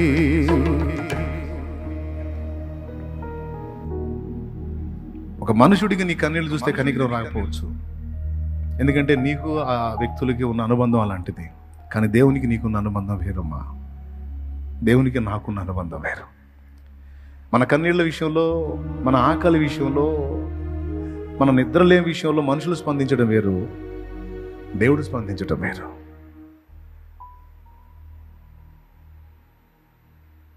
కన్నీళ్ళు చూసి దాటిపోడు. యాకోబు ఎక్కడా, దేవుడు ఎక్కడా? తొడగూటి మీద కొట్టాడు, తొడగూడు వసిలింది. అప్పటిదాకా రొమ్ము అనిచిన యాకోబు అప్పుడు కాళ్ళు పట్టుకొని ఏడుస్తున్నాడు. నీ ఆశీర్వాదం కోసం పడిగాపులు కాచి అంతటినీ పక్కకు పంపించి నేను కాచుకుంటే, నన్ను దర్శించి కూడా దీవించకుండా వెళ్తావా? అట్లయితే నేను ఇంకెందుకు బ్రతికుండాలి దేవా అని ఏడుస్తావు. రోదన మొదలుపెట్టాడు, కన్నీళ్ళు మొదలుపెట్టాడు. దేవుడు అంటాడు, తెల్లవారుచున్నది గనుక నన్ను పోనిమ్ము అంటాడు. ఏమయ్యా పో, ఏం పో? యాకోబు నిన్నే ఆపుతాడా? ఆకాశ మహాకాశాలు పట్టజాలని నువ్వెక్కడా, యాకోబు ఎక్కడా? ఆయన్ని రిక్వెస్ట్ చేస్తావేమయ్యా నువ్వు? నా ప్రశ్న దేవుడికి. తెల్లవారుచున్నది కనుక నన్ను పోని యాకోబు, ఏం నిన్నేం బిగబట్టాడా? వెళ్ళిపో, దులిపేసుకొని వెళ్ళిపో. వెళ్ళలేడు.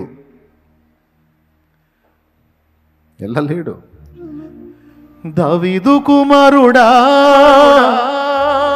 నన్ను దాటిపోకయ్యా, నజరేతువాడా నన్ను విడిచిపోకయ్యా. యేసయ్య కాళ్ళు ఆగిపోయినాయి.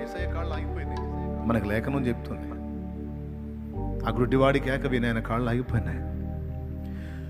లోకమంతా చూచి తను ఏడి పిలిచినా జాలితో నన్ను చేరదీసిన లోకమంత చూచి నన్ను ఏడిపించిన జాలితో నన్ను చేరదీసిన ఒంటరినయ్య నా తోడు నిలువవా ఒంటరినయ్య నా తోడు నిలువవా దావీదు కుమారుడా నన్ను దాటిపోకయ్యా నజరేతువాడ నన్ను విడిచిపోకయ్యా దావీదు కుమారుడా నన్ను దాటిపోకయ్యా నజరేతువాడ నన్ను విడిచిపోకయ్యా నీవు తప్ప నాకీ లోకంలో ఎవరున్నారయ్యా నీకు తప్ప నాలో ఎవరికి చోటే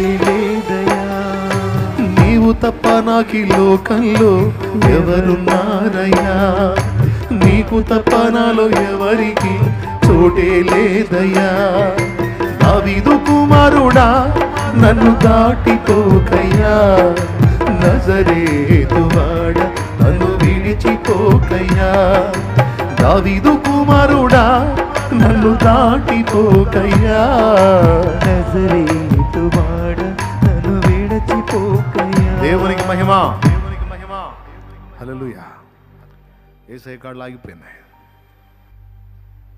ఆ ఆర్తధ్వని యేసయ్య కాళ్ళను బంధించి పడేసింది చక చక చక చక నడుచుకుంటూ వెళ్తున్న కాళ్ళు టక్కున ఆగిపోయింది ఆగి అతనిని తీసుకొని రండి అన్నాడు కొంతమంది నోర్మయ్య అన్నారు కానీ యేసయ్య అనలా అది తండ్రి గుండె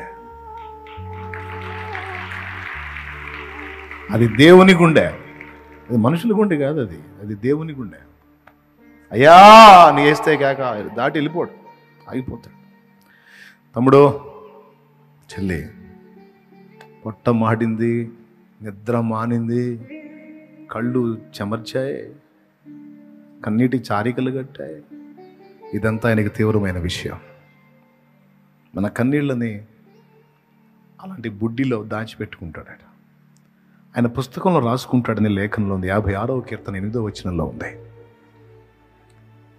మరి ఇంత విషయం ఉంది కన్నీటి ప్రార్థనకి ఉపవాస ప్రార్థనకి నిద్ర మేల్కొని రాత్రులు గోజాడేటువంటి ఆ విజ్ఞాపనకి దేవుడు ప్రత్యేకమైన విలువనిస్తాడు దాన్ని ప్రత్యేకంగా గుర్తిస్తాడు కాబట్టి తప్పకుండా దాన్ని కూడా అభ్యాసం చేయండి మానుకోవాకండి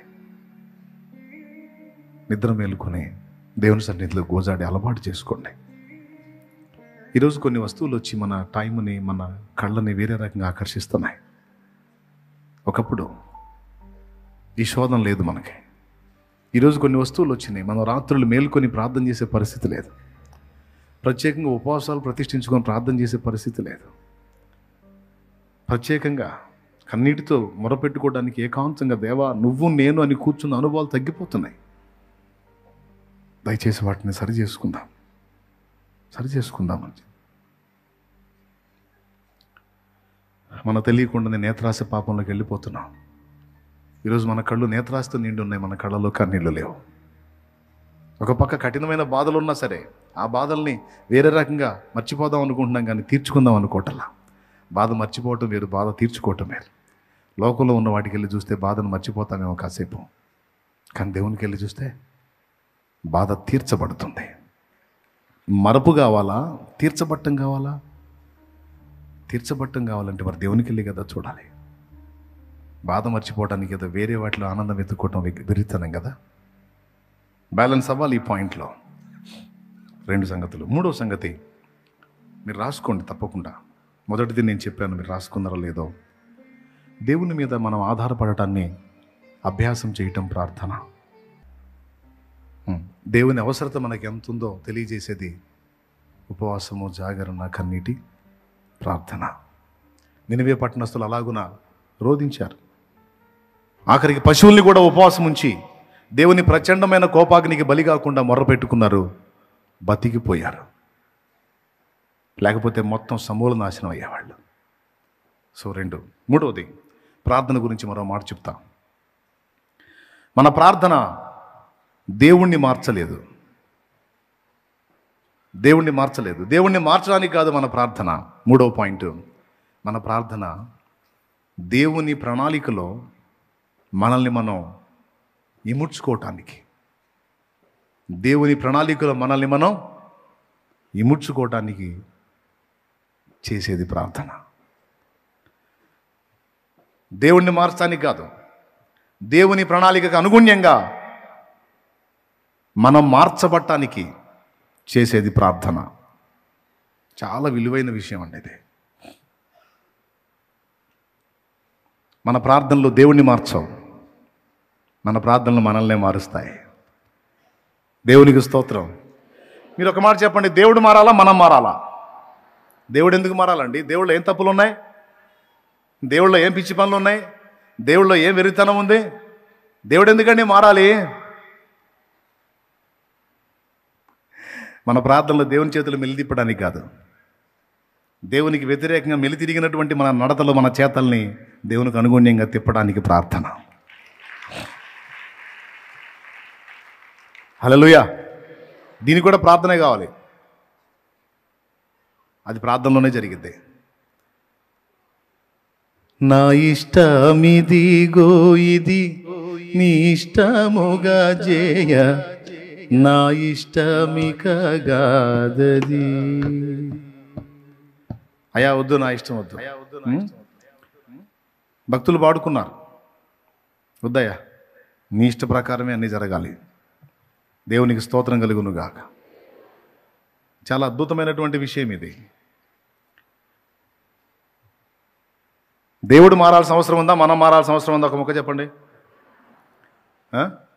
దేవుడు ఆయన రూట్లో ఆయన పర్ఫెక్ట్గా ఉన్నాడా? ఎంతమంది ఒప్పుకుంటారు? దేవుడు ఆయన ఉండాల్సిన లెక్కల్లో పర్ఫెక్ట్గా ఉన్నాడు అన్న. ఇప్పుడు లెక్కలు తేడా వచ్చింది ఎక్కడా? నడతలు మారింది ఎక్కడా? దిద్దుబాటు జరగాల్సింది ఎక్కడా? సర్దుబాటు జరగాల్సింది ఎక్కడా?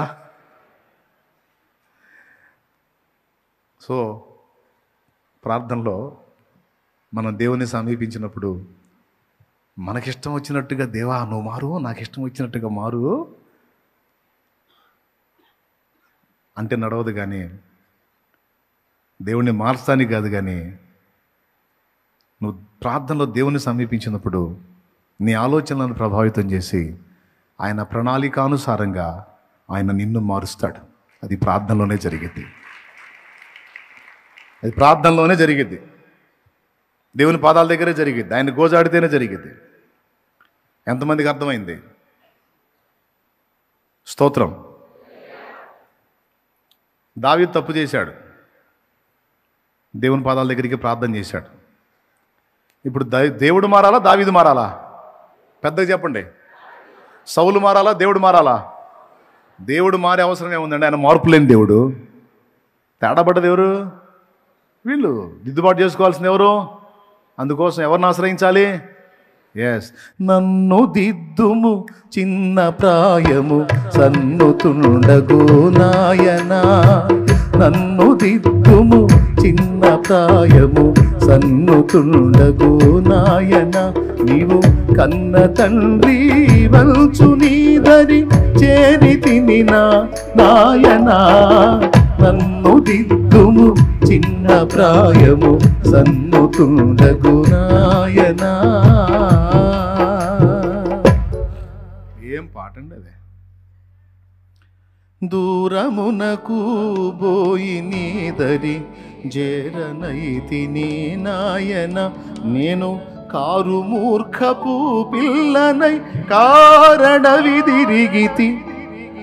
నాయనా, నన్ను దిద్దుము చిన్న ప్రాయము సన్నుతుండగు నాయనా, నన్ను దిద్దుము చిన్న ప్రాయము సన్నుతుండగు నాయనా. ఈ పాటలో 8 చరణాలు ఉన్నాయి. 8 చరణాలు, అద్భుతమైన చరణాలు. ప్రార్థనలకు ఉపక్రమించేటప్పుడు నిజంగా ఈ పాట పాడుకుంటే చాలనిపించింది. విజ్ఞాపన అన్ని ఒరిజినల్గా ఒప్పుకుంటాడు. కొద్ది నరుడను దిద్ది నను నీ యొద్ద చేర్చుము నాయన. కొద్ది నరుడను దిద్ది నను నీ యొద్ద చేర్చుము నాయన. నీ యొద్ద చేర్చి బుద్ధి చెప్పుము మొద్దునైతిని. ఎప్పుడన్నా అడిగాము దేవా తండ్రి స్తోత్రం స్తుతి స్తోత్రం స్తుతి స్తోత్రం అని అడుక్కోవడం మొదలుపెట్టారు. ఎప్పుడన్నా చూడు ఇదే గొడవ, మోకాళ్ళు వేయటం మొరపెట్టడం. ఏం మొర? అప్పులు తండ్రి, అప్పులయ్యా, ఉద్యోగం అయ్యా, పెళ్ళయ్యా, పెటాకులయ్యా, వాడు వద్దయ్యా, వద్దయ్యా, చదువయ్యా, ఫస్ట్ క్లాస్ అయ్యా. ఎప్పుడన్నా ఈ ప్రార్థన చేశామా? కొద్ది నరుడను దిద్ది నను నీ యొద్ద చేర్చుము నాయన. నీ యొద్ద చేర్చి బుద్ధి చెప్పుము మొద్దునైతిని. ఈ పాటలేమో ఇప్పుడు జనాలకేమో ఓల్డ్ సాంగ్గా, పాత పాటగా. హద్దులే నాటిలో కాశలా అవివేకినై కుడియాడితి. హద్దులే నాటిలో కాశలా అవివేకినై కుడియాడితి. మొద్దులతో నింక కూటమి, మొద్దులతో నింక కూటమి. ఉద్దయ్యా ఉద్దయ్యా ఉద్దయ్య తండ్రి నన్ను కన్నయ్య రావే నా యేసు. నన్ను గన్నయ్య రావే నా ప్రభువా. నన్ను గన్నయ్య రావే నా యేసు. నన్ను గన్నయ్య రావే నా ప్రభువా. ఏం అడిగారండి దేవుణ్ణి? గోజాడుకొని అయ్యా నేను ఇట్ట అంటుండే. హద్దులేనటి లోకాశలు అవివేకనై తిరిగాను తండ్రి, మొద్దోళ్లతో తిరిగా నేను ఒక మొద్దునై. మొద్దులతో నింక కూటమి. వద్దయ్యా వద్దయ్యా, నాకు వద్దయ్యా, నీకు దండం పెడతాయా, నీకు దండం పెడతాయా. దరిద్రులతో తిరిగి దరిద్రుడిని అయిపోయానయ్యా. ఇప్పుడు నీ సహవాసానికి వచ్చాను. నాకు ఇంకెవరు వద్దు తండ్రి, నీతో తిరుగుతాను నేను, నీతో నేను నడుస్తాను ప్రభువా, నీతోనే ఉంటాను తండ్రి. నాకు ఈ మొద్దులొద్దు. చెప్పండి, ప్రార్థన ఎవరిని మార్చడానికి? దేవుణ్ణి మార్చడానికా? దేవుని ఎదుట మనం మార్పు చెందడానికా? అందరూ చెప్పండి.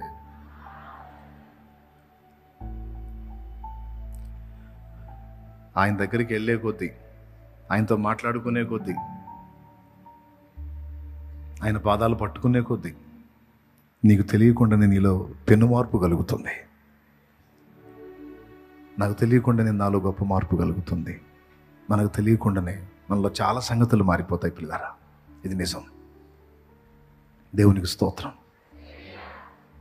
ఎంతమంది ఒప్పుకుంటారు? చాలా వరకు నేను ప్రార్థనా గదిలోనే శుద్ధి చేయబడ్డాను, సరి చేయబడ్డాను, నేర్పించబడ్డాను, దిద్దుబాటు చేయబడ్డాను.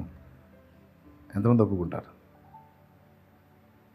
రైట్, తప్పకుండా ఒప్పుకొని తీరాల్సిందే. ఎందుకంటే మన పాఠశాల అదే, ఆయన పాదాలే. రైట్, నాలుగవది ఇంత కీలకమైంది కాబట్టే మన ప్రార్థనా జీవితమే సాతాను యొక్క గురి, శత్రువు యొక్క గురి. మన ప్రార్థనా జీవితాన్ని విచ్ఛిన్నం చేయటమే, మన ప్రార్థనా జీవితాన్ని దెబ్బతీయటమే సాతాను గురి. దేనికి లేనంత శోధన ప్రార్థనా జీవితానికి వచ్చింది. దేనికి రానంత బద్ధకం, సోమరితనం, ఇబ్బంది, శరీరానికి అసౌకర్యం ప్రార్థన విషయంలో కలిగింది. దీన్ని ఒప్పుకొని తీరాల్సిందే. ఎందుకు? బహు విధాలుగా ప్రార్థన మనకు ప్రయోజనకరం. ఇది మన నుంచి దేవుడు ఆశిస్తున్నది కనుక. ఇది మనం సాధన చేసి ఈ విషయంలో సక్సెస్ అయితే సాతానుగాడు ఎఫెక్ట్ అవుతాడు, శత్రువు దెబ్బతినే అవకాశం ఉంది, మనం వాడికి ప్రమాదకారులుగా మారే అవకాశం ఉంది. కనుక మన లైఫ్లో దేని మీద జరిగినంత అటాక్ మన ప్రార్థనా జీవితం మీద జరిగింది. రాసుకో, ఇంట్రెస్ట్ ఉంటే 4వ పాయింట్ కింద. దేని మీద?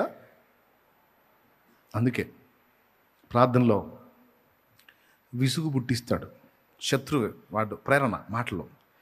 ఏం ప్రార్థనో ఏం ఇన్ని సంవత్సరాలుగా చేస్తున్నావు, ఏది జవాబు, ఏది కార్యసిద్ధి, ఏది జరిగింది, ఏది నెరవేరింది, ఏది అయ్యింది, ఏది, ఇవన్నీ వినపడుతుంటాయి వాడి సణుగుళ్ళు.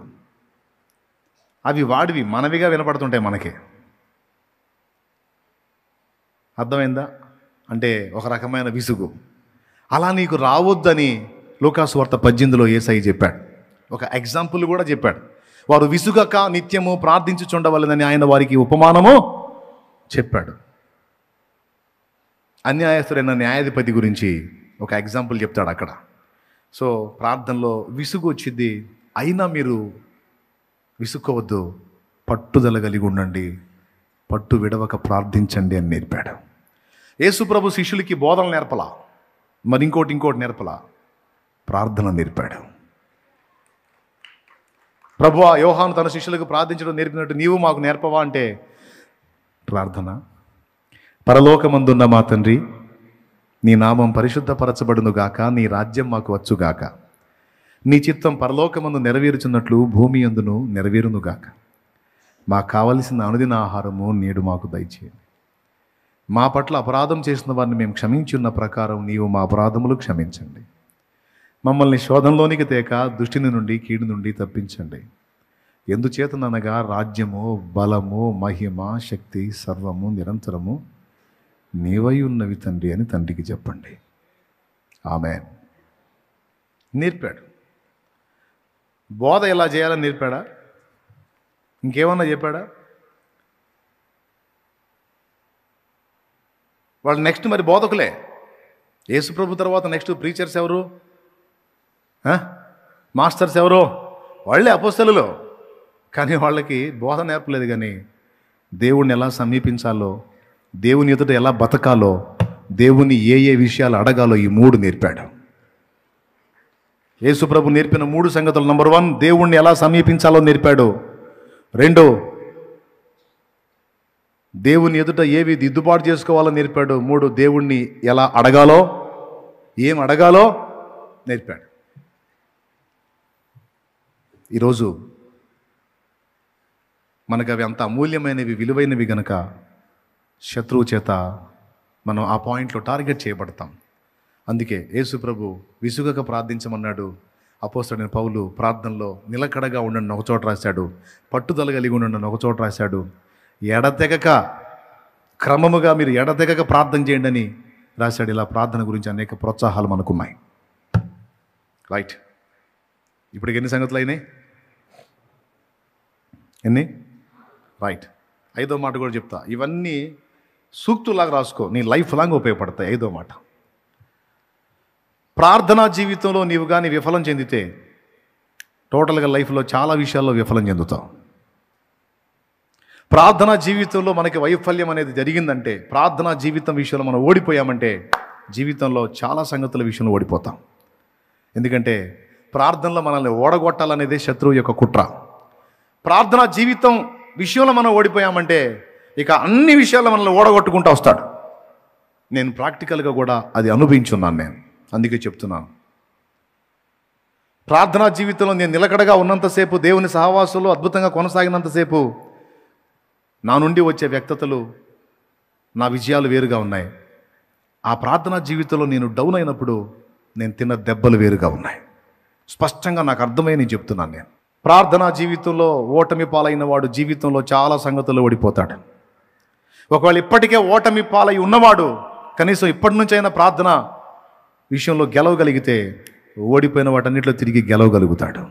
తపమున తరచిన నిన్నే కదా, జపమున కొలచిన నిన్నే కదా, తపమున తరచిన నిన్నే కదా, జపమున కొలచిన నిన్నే కదా, విఫలులు చేసిన విజ్ఞాపనలకు, విఫలులు చేసిన విజ్ఞాపనలకు సఫలత నీవే కదా, శివధరా పాపహరా శాంతికరా హే ప్రభు యేసు, హే ప్రభు యేసు, హే ప్రభు దేవసుతా, సిల్వధరా, పాపహరా, శాంతికరా, హే ప్రభు యేసు, హే ప్రభు యేసు. విఫలులు చేసిన విజ్ఞాపనలు. ఇప్పుడు నువ్వు ఓటెంపాలు అయిపోయి ఉన్నావు, ఇప్పటికే అయిపోయి ఉన్నావు, నీ పని అయిపోయి ఉంది. కనీసం దేవుడు చెప్తున్నాడు, ఇప్పుడైనా రా, ప్రార్థనా బలిపీఠం దగ్గరికి రమ్మంటున్నాడు. రా, నువ్వు రా, అయిపోయింది అది అయిపోయింది, ఇప్పుడన్నా రా. ఇక నుంచి సఫలత ఎలా ఉంటుందో నీకు చూపిస్తారమ్మంటున్నాడు. నాయనా, అర్థమైందా? చూస్తావు, నువ్వు అనుభవిస్తావు. నేను చెప్తున్నాను, ఇప్పటికే ఓటమి బాట పట్టావా, దెబ్బలు తిన్నావా? దా నాడు బలిపీఠం దగ్గర, ప్రార్థన బలిపీఠం దగ్గరికి రా. సఫలత అనేది ఎలా ఉంటుందో నేను చూపిస్తాను నీకు. విఫలులు చేసిన విజ్ఞాపనలకు దేవా, అహీతోపెలు ఆలోచన చెడగొట్టవా అన్నాడు. దెబ్బతిని దేవుని కోపాగ్నికి గురైన దావీదు ఆ విఫలతలో కూడా ఒక ప్రార్థన చేశాడు. నా కుమారుడి దగ్గర చేరిన అహీతోపెలు యొక్క ఆలోచన చెడగొట్టవా అన్నాడు. చెడగొట్టాడు హూషైని పంపి. దేవా, కర్తవ్యాన్ని మరచి బుద్ధిహీనుడనే చరించాను, 2 కళ్ళు పోగొట్టుకొని బందీనైపోయాను. నా 2 కనుల నిమిత్తం ఫిలిస్తీన్ల మీద ఒక్కసారే పగ తెచ్చుకోవాలి, ఒక్క ఛాన్స్ ఇవ్వవా? విఫలులు చేసిన విజ్ఞాపనలకు మళ్ళా అభిషేకం పంపించాడు శాంసన్ మీదకి. మళ్ళా అభిషేకం పంపించాడు. ఒకే ఒక్క గుద్దు దేవాలయానికి ఆధారంగా ఉన్న స్తంభం కూలిపోయింది. మొత్తం పిట్టలు రాలిపోయారు. జీవితకాలంలో శాంసన్ చేసిన శత్రు సంహారాన్ని చూస్తే తను పూర్తిగా 2 కళ్ళు కోల్పోయి విఫలుడై ఓటమి పాలైన తర్వాత చేసిందే ఎక్కువైంది. అది మరి అయిపోయింది ఇక నా పని అనుకున్నవాడు మళ్ళా దేవుని వైపు తిరిగి దేవాన్ని మొర పెడితే దేవుడు మళ్ళా తిరిగి హస్తాన్ని అందిస్తే ఎలాంటి విజయం అంటే లైఫ్లో ఇంతకు ముందు ఎన్నడూ చూడని గొప్ప ఘన విజయాన్ని ఆ ఫైనల్లో చూశాడు ఆయన. వీళ్ళారా, నేను నాకు ఏదో మీ ఓదార్పు కోసం చెప్పట్లా, వాస్తవం చెబుతున్నాను, వాక్యం చెబుతున్నాను. ప్రభువుకు స్తోత్రం. మన వైఫల్యాలను కూడా విజయాలుగా మార్చగల దేవుడు మనకు అందుబాటులో ఉన్నాడు. ఆయన అదే పిలుస్తున్నాడు, రమ్మని, సమీపించమని పిలుస్తున్నాడు.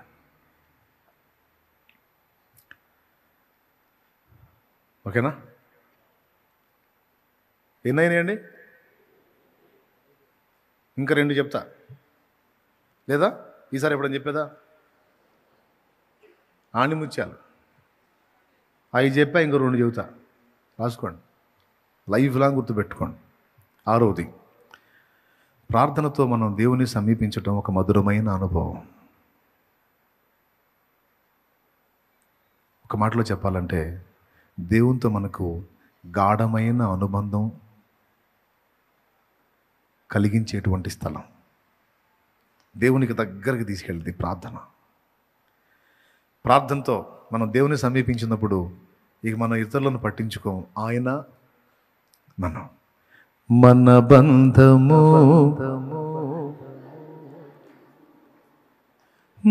నా ఊపిరైంది నీ శ్వాసనే,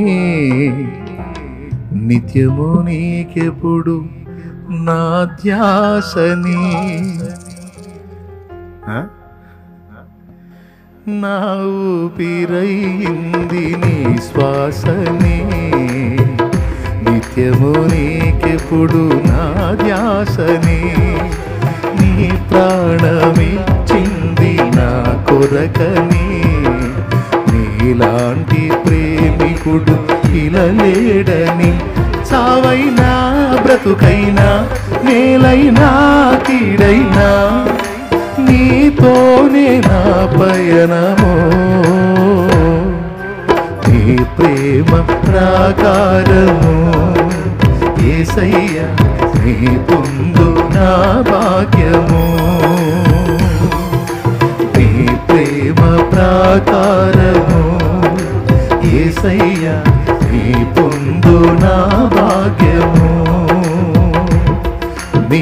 నీతోనే అనుబంధం, నీలోనే ఆనందం, నీ ప్రేమ ప్రాకారము. యేసయ్యా కావాలి నీ స్నేహము. అది సంగతి. ప్రార్థనలో దేవుణ్ణి కలుసుకోవటం, దేవునితో సహవాసం చేయటం, దేవునితో వ్యవహరించటం అనేది కానీ మనకు రుచి అర్థమైందంటే ఇక నువ్వు వద్దని నాగవు, నాకు ఈ బాధలు ఉండవు, ఈ గంటల ప్రసంగాలు ఉండవు.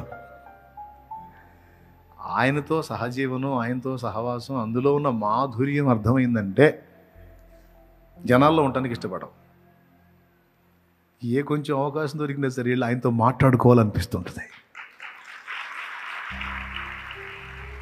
ఉండబుద్దిగా జనాల్లో ఉండాల్సి వస్తే, మన కర్మ గాలి బాధ్యతలు నెరవేర్చాల్సి వస్తే ఐగుప్తు బానిసత్వం లాగా ఉంటుంది. ఎప్పుడు బయటపడతాను తండ్రి ఈ బానిస సంఖ్యల నుంచి? నాకు వద్దు తండ్రి, నాకు నువ్వు కావాలని లాగుతూ ఉంటుంది మనసు. మీలో ఎంతమందికి ఉంది అనుభవం? ఏడ్చుకునే వాళ్ళు ఉన్నారా మీలో? పొద్దున్న లేగిస్తే పొలోమని పోవాల్సి వస్తుంది, నాయన నాకేమో నీ పాదాల చెంత ఉండాలని చాలా ఆశ ఉందని ఎంతమంది ఏడుస్తూ ఉంటారు? ఏడ్చి వాళ్ళు చేతులు ఎత్తండి. కన్నీళ్ళు, దుఃఖం.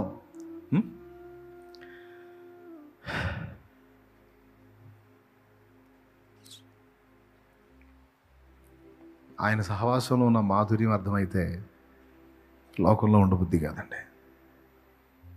లోకంలో నుంచి నువ్వు దేవుని పాదాల దగ్గరికి వెళ్ళలేకపోతున్నావు అంటే ఆయన మాధుర్యం నీకు ఇంకా అర్థం కాలేదని అర్థం.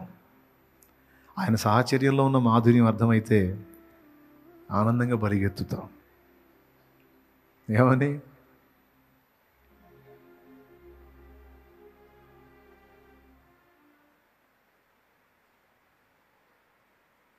నువ్వే కావాలి, నీతోనే ఉండాలని పరిగెత్తుతావు, కన్నీళ్లతో పరిగెత్తుతావు. నీకు స్వాంతన అక్కడే, సేద తీరేది అక్కడే. అక్కడికి వెళ్తేనే నువ్వు ప్రశాంతంగా ఉండగలవు. అంతే. సేవకుడు, విశ్వాసి, పరిచారకుడు నాకు భేదం లేదు. ఆయనలోనే ఆ మాధుర్యం రుచి అర్థమైతే ఉండలేవు నువ్వు. అన్నిటికంటే కూడా అదొక మధురమైన అనుభూతి, గాఢమైన అనుబంధం. రుచి తెలిసిన వాడికి అది గొప్ప మధుర అనుభూతి. రుచి ఎరగనోడికి అబ్బో ప్రార్థన. ఇప్పుడు ప్రార్థన చేయాలా? చేద్దాం, కానీ చేసేదేముంది, దొరికాంగా. అదే రుచి తెలిసిన వాడికి, విలువను అర్థమైన వాడికి పరిగెత్తుతాడంతే. ఆయన్ని సమీపించటం, ఆయన సామీప్యంలోని మాధుర్యాన్ని అనుభవించడం అనేది నువ్వు అవగాహన చేసుకుంటే, సూర్యోదయం కోసమే నేను వేచి ఉన్నాను యేసయ్యా, నీ సన్నిధి కోసం, నీ సహవాసం కోసం నేను ఎదురు చూస్తున్నాను. యేసయ్యా రా, నీతో ఉండాలి, నాకు అవకాశం ఇవ్వు, నాకు స్వేచ్ఛను. నేను చెప్తున్నా, ఇప్పటికి పరిచయం చేస్తూ ఉన్నాను చాలా బిజీగా హడావుడిగా, కానీ నా గుండె కొట్టుకుంటానే ఉంటుంది ఎప్పుడు ఆయన సహవాసం కోసం. ఒంటరిగా ఉండాలి, ఆయనతో కూర్చోవాలి, ఆయనతో మాట్లాడుకోవాలని నా గుండె నిరంతరం కొట్టుకుంటానే ఉంటుంది. కానీ ఏం చేద్దాం, బాధ్యతలు పెరిగినాయి, పని విస్తరిస్తూ ఉంది, దేవుని పని జరుగుతుంది. కానీ నా తప్పే. దేవుని పని ఎంత విస్తరిస్తే అంత దగ్గరికి వెళ్ళాలి, నేను ఆయనకి ఎక్కువ సమీపంలోకి వెళ్ళాలి. కానీ కొన్నిసార్లు నాకు ఈ విస్తరణ నేపథ్యంలో ఈ పనులు నన్ను ఆకర్షిస్తున్నాయి. నువ్వు చేయకపోతే ఇంకెవరు, నువ్వు చేయాలా, నువ్వే ఉండాలా, నువ్వే నువ్వే నువ్వే నువ్వే నువ్వే నువ్వే అనే అదొక శోధన నాకు. అది నా మనసుని నేను బ్యాలెన్స్ చేసుకోవాల్సిన శోధన. నా మనసు నన్ను తప్పుడు త్రోవలోకి తీసుకెళ్తున్న శోధన నాకు. అది కాదు, నేను కాదు, నా యేసై చేయాలి, అన్నీ ఆయన చేయాలా, ఆయన కదిలి ఆయన చేసి ఆయన సక్సెస్ చేయాలా. నేను అవన్నీ జరగాలంటే నేను ఆయన పాదాల దగ్గర ఉండాలి. అది నా ఏడుపు, నా కన్నీళ్ళు. అప్పుడు ఇవి కాదు, ఇంకా పెద్ద పనులు, ఇంకా ఎంత పెద్ద పనులైనా ఆయన ఒక చిటికలో అన్నీ చక్కదిద్దుతాడు.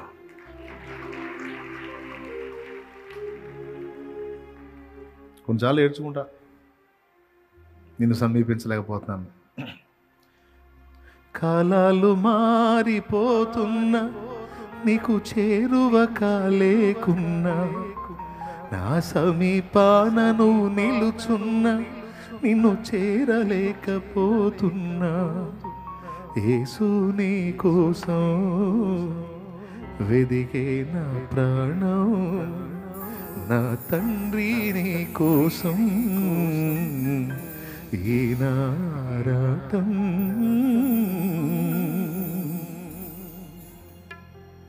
నా హృదయ వాంఛ నా దేవుడు తీర్చును గాక. ఇంతగాది ఇంకా ఇంత పనైనా సరే నా దృష్టి ఆయన పాదాలకెళ్ళి ఆయనకెళ్ళే ఉండును గాక.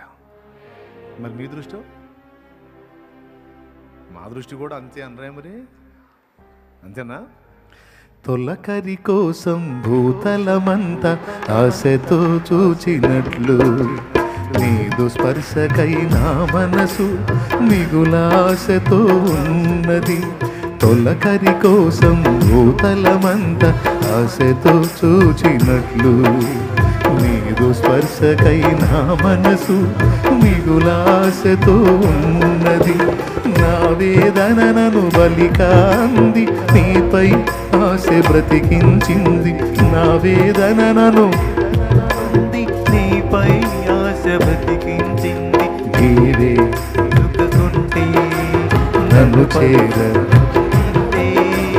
గీరే చేరకుంటే నన్ను చేరదీయకుంటే, కడు వేదనతో ఉంటాను కథలా ముగిసిపోతాను. కడు వేదనతో ఉంటాను కథలా ముగిసిపోతాను. యేసు నీ కోసం వెదికే నా ప్రాణం, నా తండ్రి నీ కోసం ఈ నారాటం. కాలాలు మారిపోతున్నా నీకు చేరువ కాలేకున్నా, నా సమీపానను నిలుచున్నా నిన్ను చేరలేకపోతున్నా.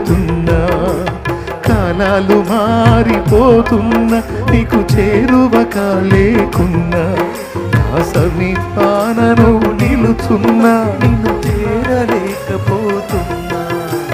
యేసు నీ కోసం వెదికే నా ప్రాణం, నా తండ్రి నీ కోసం ఈ నారాటం.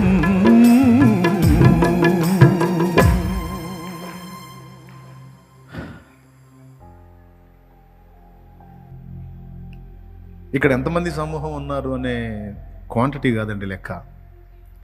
ఉన్న వాళ్ళలో నిజంగా దేవుణ్ణి ప్రేమించి దేవునితో కనెక్ట్ అయ్యి దేవుని సన్నిధిని అంతగా పరితపించి ఆశించే క్వాలిటీ కలిగిన వ్యక్తులు ఎంతమంది ఉన్నారన్నదే లెక్క. క్వాంటిటీ దేవుందండి, అంత అన్ని రకాల సరుకు ఉంటుంది. కానీ దేవుణ్ణి నిజంగా ఆయన రుచి చూసి ఆయన ప్రేమించి ఆయన లోకంలో, ఆయన ప్రపంచంలో, ఆయన భక్తిలో, ఆయన తన్మయత్వంలో, ఆయన సహచర్యంలో, సహవాసంలో ఉండేటువంటి క్వాలిటీ, అలాంటి వాళ్ళు కావాలండి నాకు, నా దేవునికి. మీరందరూ నజరేయుడగు యేసు నామములో అట్టివారై ఉందురుగాక. మనమందరము నజరేయుడగు యేసుక్రీస్తు నామములో అట్టివారవై ఉందురుగాక. ఓ దైవజనుడు అలాంటి వాడై ఉంటే వాని వల్ల దేవుని పని ఘనంగా జరుగుతుంది. ఓ దైవ సేవకురాలు అట్టిదై ఉంటే ఆమె వల్ల దేవుని పని ఘనంగా జరుగుతుంది. ఒక విశ్వాసి, ఓ పరిచారకుడు అలాంటి వాళ్ళై ఉంటే వాళ్ళు ఇక ఒంటిగా ఉండరు, అనేక ఆత్మల్ని సాధించగలుగుతారు, క్రీస్తు కొరకు జయించగలుగుతారు. Praise the lord. లాస్ట్ మాట, ఈ హోల్ నైట్ ప్రేయర్కి చివరి మాట. ఇంకెక్కువసేపు చెప్పినాను, మిమ్మల్ని ఇబ్బంది పెట్టను. ప్రేయర్ సమయం ఇస్తాను, మనసారా దేవునితో మాట్లాడుకుంటారు. కానీ హ్యాపీగా మళ్ళీ నా చేతుల కోసం వెతకొద్దు, నేను దొరకాలని ఆశించొద్దు. మీరు కలుసుకోవాలి. ప్రారంభం నుంచి నా తపనదే. మీరు నన్ను కలుసుకోవాలనేది నా ఆశ కాదు, మీరు ఆయన్ని కలుసుకోవాలి. నన్ను కలుసుకుంటే మీకు ఒకవేళ ఏదైనా ఒక మాట ఆదరణ దొరికిద్దేమో, చిన్న ప్రార్థన మీ పక్షంగా జరిగిద్దేమో, కానీ మీరు ఆయన కలుసుకుంటే నీకు తిరుగులేని సమాధానం దొరికింది, తిరుగులేని సమాధానం. మీరు ఆయనతో అనుసంధానం అయితే, ఆయనతో గాఢమైన అనుబంధాన్ని ఏర్పరచుకోగలిగితే నీకు ఇంక ఎదురుండదు. ఆఖరి మాట, మనకు కావలసినవన్నీ మనం దేవుణ్ణి అడుగుతాం, కానీ మనకు అవసరమైన వాటిని మాత్రమే దేవుడిస్తాడు. రాసుకోమ్మా. గనుక మనకు కావలసినవన్నీ మనం దేవుణ్ణి అడుగుతాం, మనకు అవసరమైనవి మాత్రమే దేవుడిస్తాడు. సూపర్ మాట కదా. అంతే ఇవ్వాలా, లేకపోతే మీకు కావాల్సిన ఇవ్వాలా? ఇస్తే పోతాం, పెందలాడిపోతాం. మన ప్రార్థనలకు దేవుడు జవాబులు ఇవ్వటం ఎంత అవసరమో, కొన్ని ప్రార్థనలకు జవాబులు ఇవ్వకపోవటం కూడా అంతే అవసరం. ప్రభువుకి స్తోత్రం. నేను చెప్పింది అర్థమైందా మీకు? కొన్ని ప్రార్థనలకు జవాబులు ఇవ్వటం ఎంత అవసరమో, కొన్ని ప్రార్థనలకు జవాబులు ఇవ్వకపోవటం అంత అవసరం. పొరపాటున జవాబులు ఇవ్వలేదని అనుకోవద్దు. ఇవ్వని ప్రార్థనలకు జవాబులు ఇవ్వనటువంటి విషయాలు ఉంటే వాటిని బట్టి కృతజ్ఞతలు చెప్పాలి. జవాబు ఇచ్చినందుకు స్తోత్రం. సో జవాబు ఇచ్చాడంటే మంచి కోసమే, జవాబు ఇవ్వలేదు అంటే అది కూడా మన మేలు కోరే.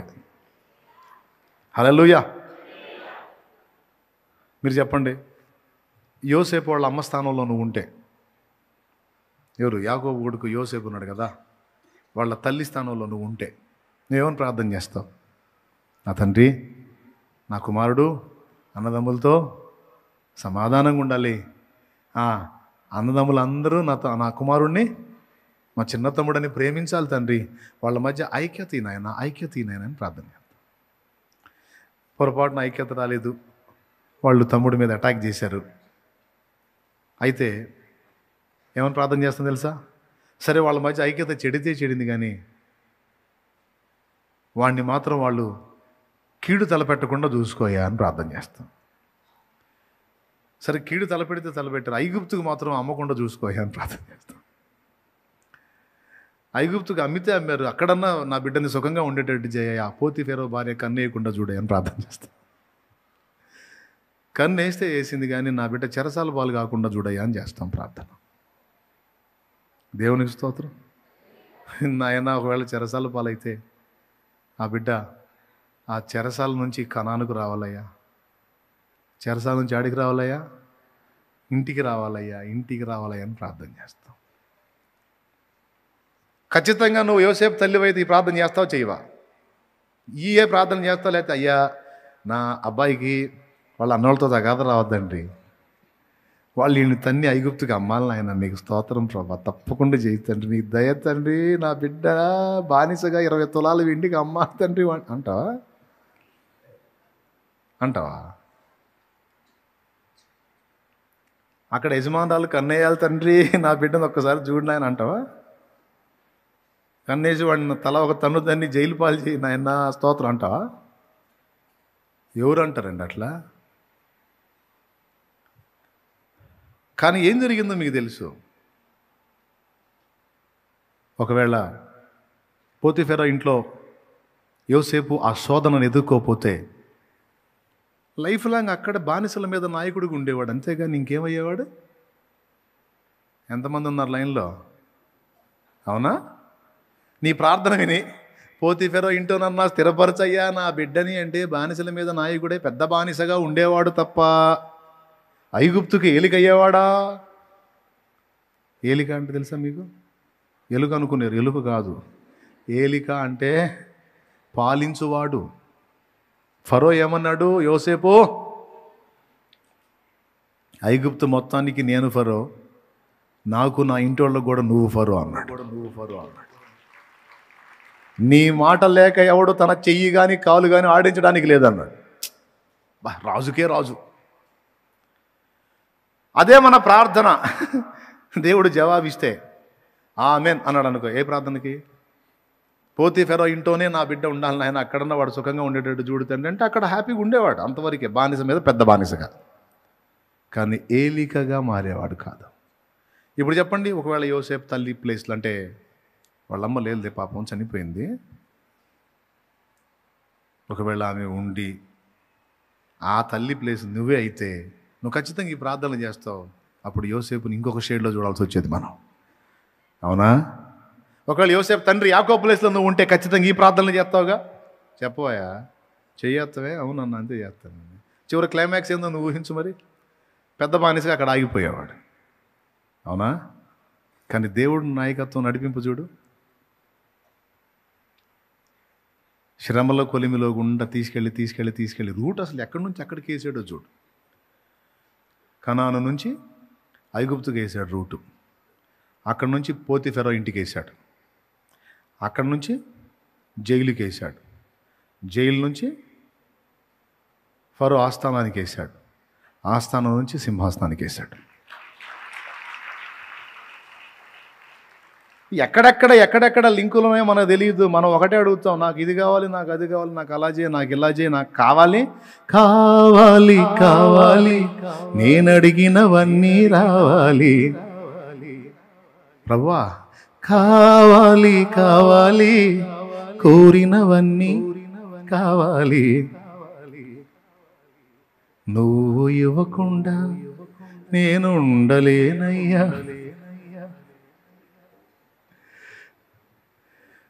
నా మాట విని నువ్వు జవాబు ఇవ్వయ్యా. అండాదండా నువ్వే, నేను అడిగినవన్నీ యేసయ్యా అని అడిగి చేసాం, ప్రార్థన పాడామనుకో, ఆమేన్ అన్నాడు అనుకో, ఎక్కడ మొహం బయలుదో తెలియదు. ఏం పడాలి? నా క్షేమాధారము నువ్వే ఈ జగతిలో, ఆక్షేపణ చెయ్యను నేను ఏ కొరతలో. నా క్షేమాధారము నువ్వే ఈ జగతిలో, ఆక్షేపణ చెయ్యను నేను ఏ కొరతలో. కలతలలో నేనున్నా కలవరపడనయ్యా, నీ తలపులలో నేనున్నా అంతే చాలయ్యా. కలతలలో నేనున్నా కలవరపడనయ్యా, నీ తలపులలో నేనున్నా అంతే చాలయ్యా. నువ్వు లేకుండా నేనుండలేనయ్యా, నీ తోడు లేకుండా జీవించలేనయ్యా. అండాదండా నువ్వే యేసయ్యా, నా కొండ కోట నువ్వే యేసయ్యా. అండాదండా నువ్వే యేసయ్యా, నా కొండ కోట నువ్వే యేసయ్యా. కావాలి కావాలి యేసు నువ్వే కావాలి, రావాలి రావాలి నీ సన్నిధి నాతో రావాలి. కావాలి కావాలి యేసు నువ్వే కావాలి, రావాలి రావాలి నీ సన్నిధి నాతో రావాలి. దేవునికి మహిమ. జవాబు రాని ప్రార్థనలకు ఇంకా డబల్ స్తోత్రం.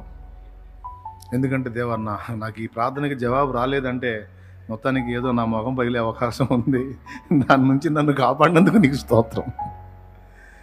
నా దృష్టికి మంచిగానే అనిపిస్తుంది, అది ఉంటే బాగుండి అనిపిస్తుంది, కానీ దాని వెనుక లాభ నష్టాలు నాకు తెలియదు.